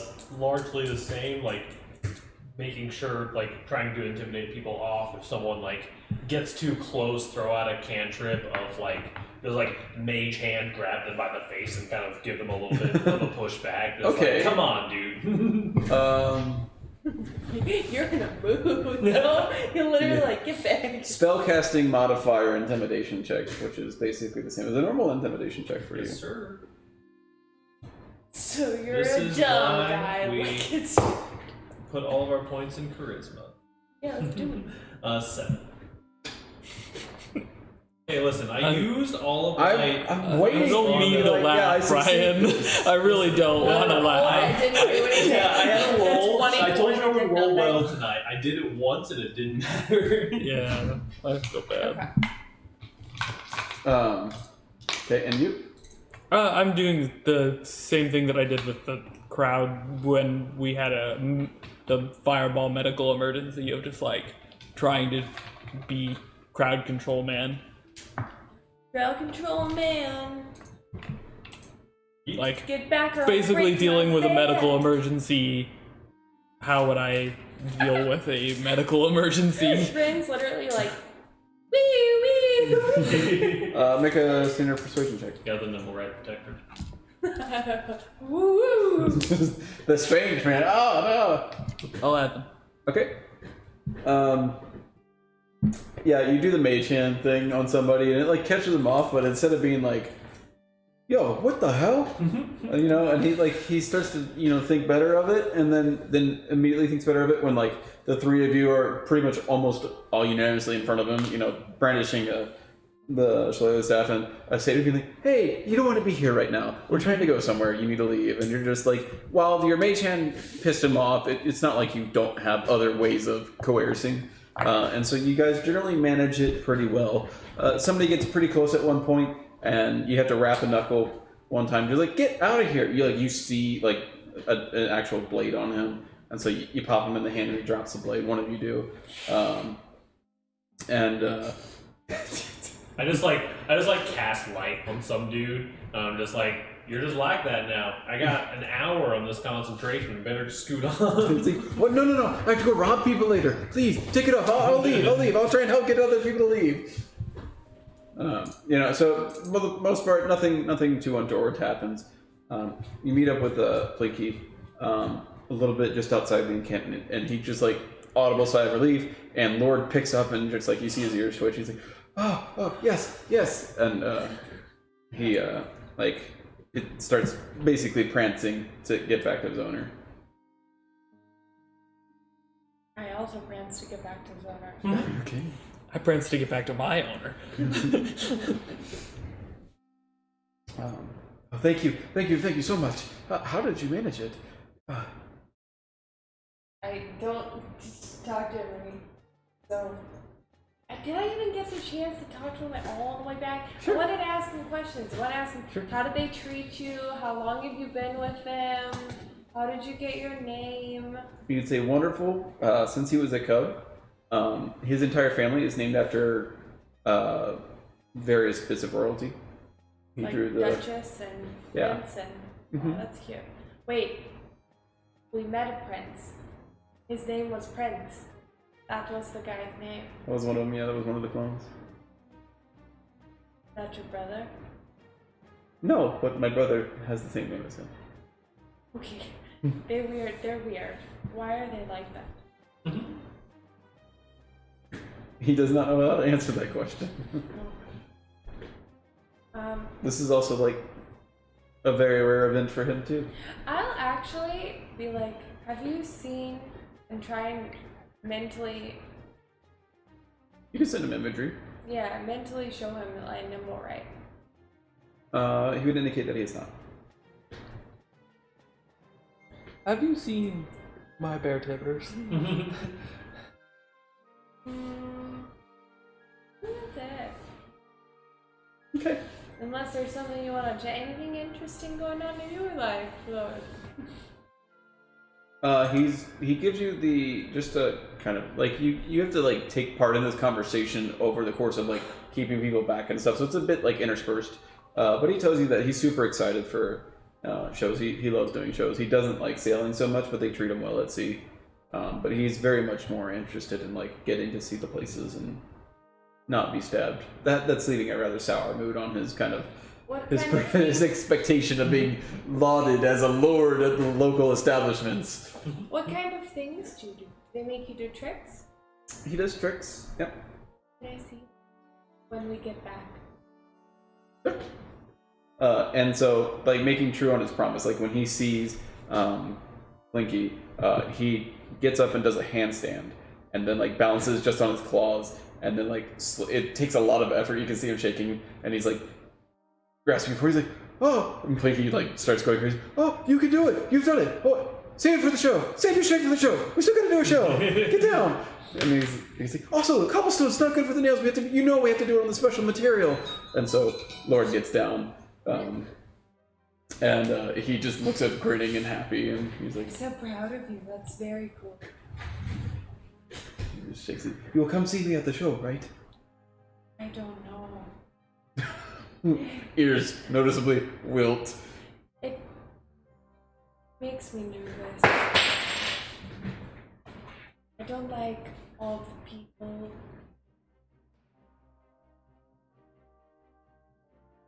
Perhaps one of the private shows and you get the image of the ship where you can see like.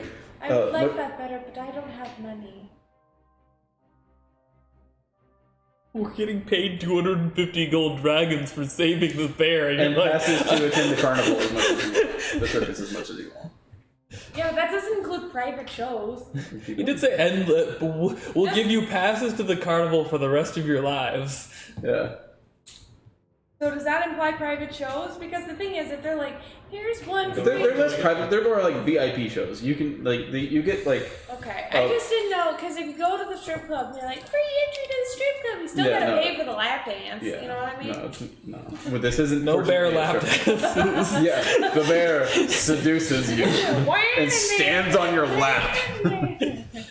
No shape shifting allowed in the circus. Have you seen my... Just places one big paw on your head, and you're just like your head fits in between the meat pads of its foot. Oh, I'm sorry. Over it. I don't really like crowds, but the private show, the VIP show sounds nice.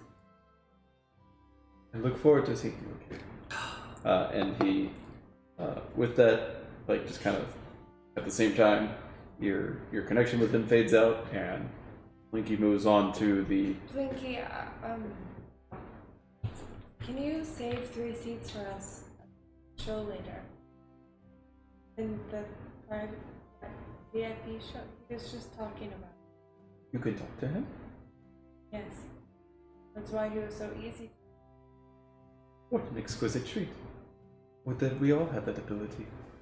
Yes. You have that ability? No, I don't. I wish I did. But, I mean, perhaps like we're in Waterdeep. We can find anything. I could probably find some medallion or amulet of some kind of magical nature that maybe gives me the ability to do that.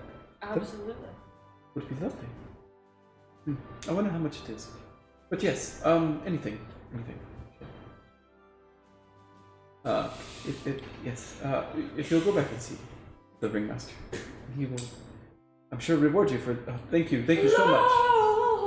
Yes. The lion of love. And so he like basically is now being fully affectionate towards Lord and like rubbing him and like holding him and just like oh no, who hurt you? And he sees like the blood stains on his fur and he like starts looking like, oh, that's weird, there's no gash here and stuff. He's like, oh, we need to go get that taken care of immediately, and starts fussing over him and directing him towards the hard record.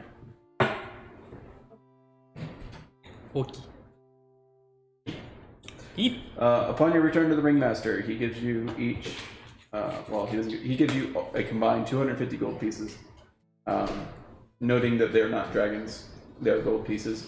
You can exchange those for the currency here if you wish to do so.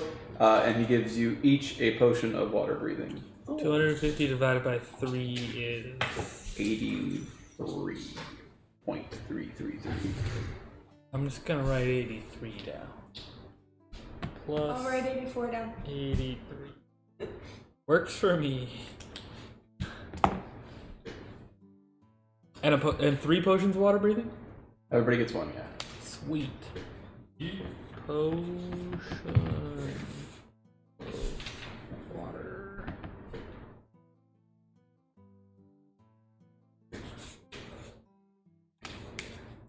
Cool. That'll be useful. You guys also all received a. It's a voucher, but it's much more solid in nature. It's not like anything kind of flimsy. Think of it more like a. Like a brass voucher or something. Yeah, it's stamped. It's probably like made of it's probably plated in a more exquisite metal, but it's probably not worth a ton itself as a material value. But it's definitely stamped with the Sea Maiden's Fair, and on the back of it is like members for life sort of thing. Something very, very like very promotional. We have but joined the faction. yeah. We have one renown with the Sea it- We have Maiden's something Fair. to hang in our inn. It's very promotional. much Everybody this would sell who you present this to that's associated with the Sea Maiden's Fair would look upon it with favor and treat you guys with some kind of Anyone exemplary who's- dignity. It's a talking point. If anybody sees it hung up in the inn, is like, That's also kind of giving them free advertising. and they're a good circus. Oh, you've come full circle. I don't know what to tell you. The GM has said this is Posh Pet's circus. Do you guys mention you're in at any point during your conversation with the ringmaster? I mentioned it to the bear. Just actively, he would probably tell you that a lot of the deckhands and the carnies and stuff go to the bars and stuff at the local cities. If you were to leave that with somebody, they would probably take that as a reference. I tell that to Rin. I make a flyer and put flyers all around.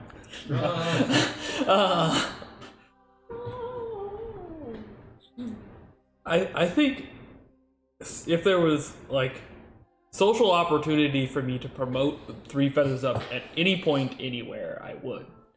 Like if it made sense socially, but like I'm not gonna like.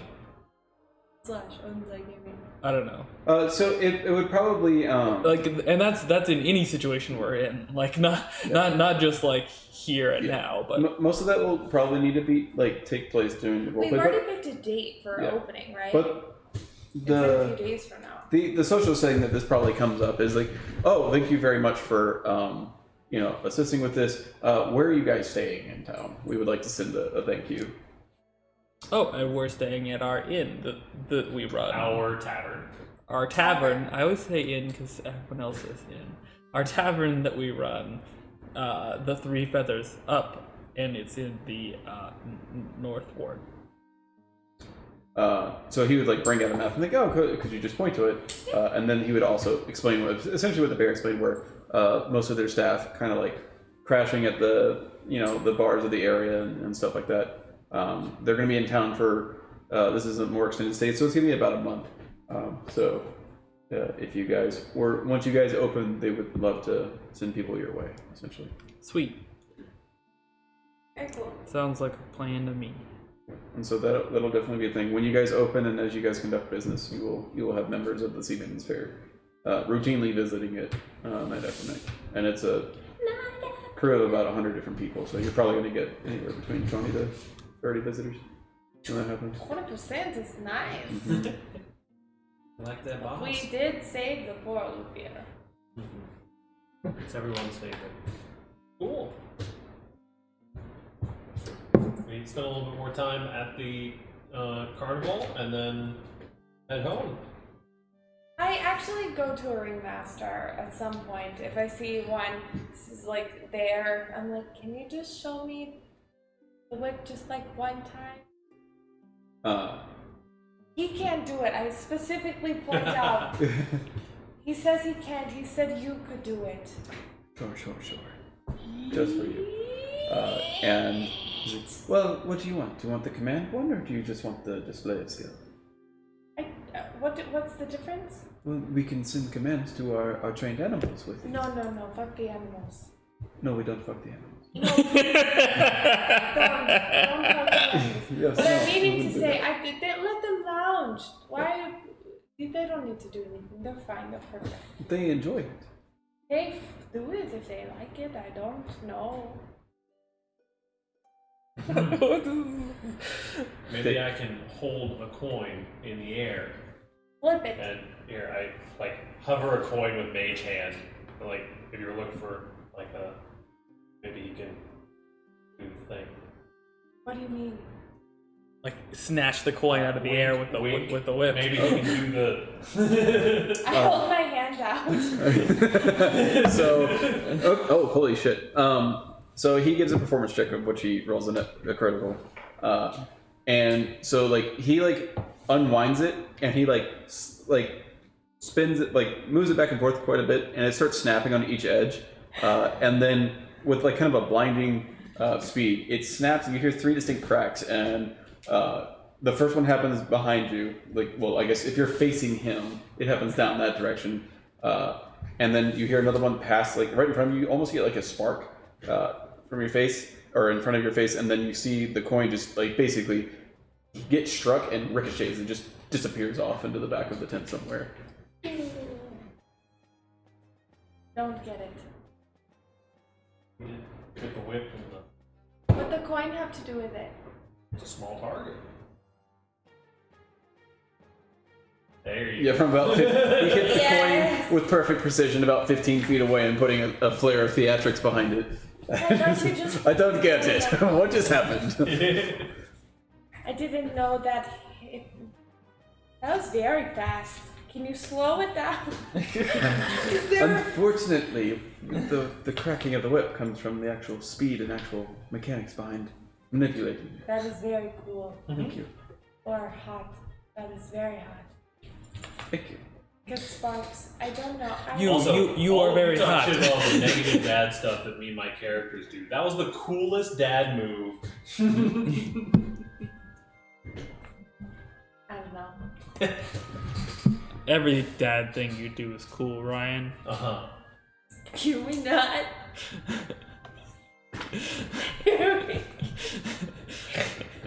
Yes.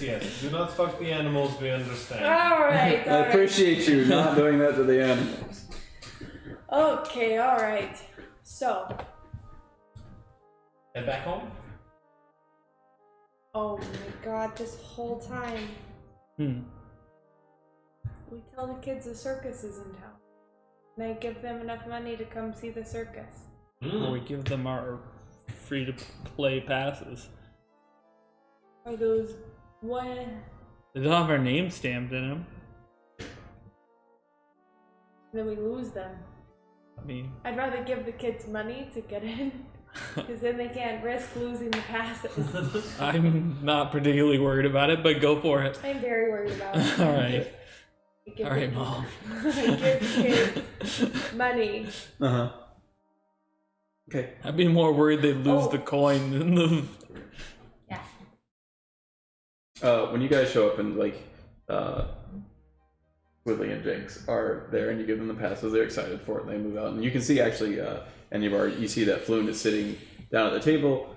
He's got drinks in front of him using mugs that are not of your establishment. It seems he arrived there with them. And you see Rainier just kind of like drink passes so that he was unable to order drinks past the number Yeah. of passes that we Yeah. gave him. You look at Liff, and Liff is just like, not me. Like, I didn't do that. He's like literally just passed out in a puddle of his own saliva on the table. And you see Liff like glaring because he's gonna clean it later, and he wishes to clean it now, sort of thing. I give Lift permission to clean it now. Liff proceeds to clean it and like passes his hand through. It's a very weird experience where the rag is like forced to go underneath the face, and Floon like works like, what's the? Oh, it's like ice in my head. What the? Huh? Is there a ghost in front of me doing this?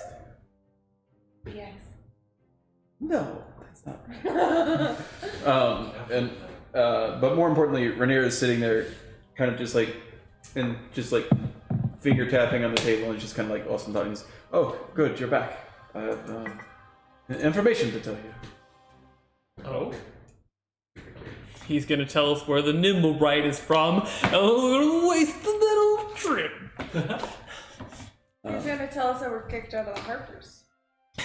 Gonna tell us, or I'm kicking you out of your own bar. This will be quick, sorry. When the Lords of Waterdeep ousted my father, I thought his long dark shadow was finally gone for good. The truth is, I want nothing to do with him. But his spies hound me. One of them, Balakar. He's been watching me for quite some time. Then about 10 days ago, he was suddenly nowhere to be seen. I should have been more forthcoming about this sooner. But my father didn't trust many people. However, he trusted that now. I spoke to a few of his friends, and apparently he was on a special mission to retrieve the Stone of Galore, and was afraid that the Zentarum and the Xanathar Guild were close to catching him. When he heard about my kidnapping, he wanted more information about the adventurers who had rescued me. I think Dalekar was planning to pay you to deliver the stone to my father in Neverwinter. That would have been so much easier than all.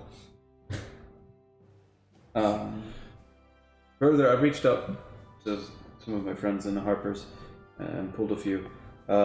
They saw that they found that Fala Lefelier saw a man fleeing Trollskull, one known as Urstel Floxen. He's to be a suspected member of the Black Network. Anyways, I followed up with another person in the North Ward. It claims he saw him enter the Gralhund Villa shortly after the incident.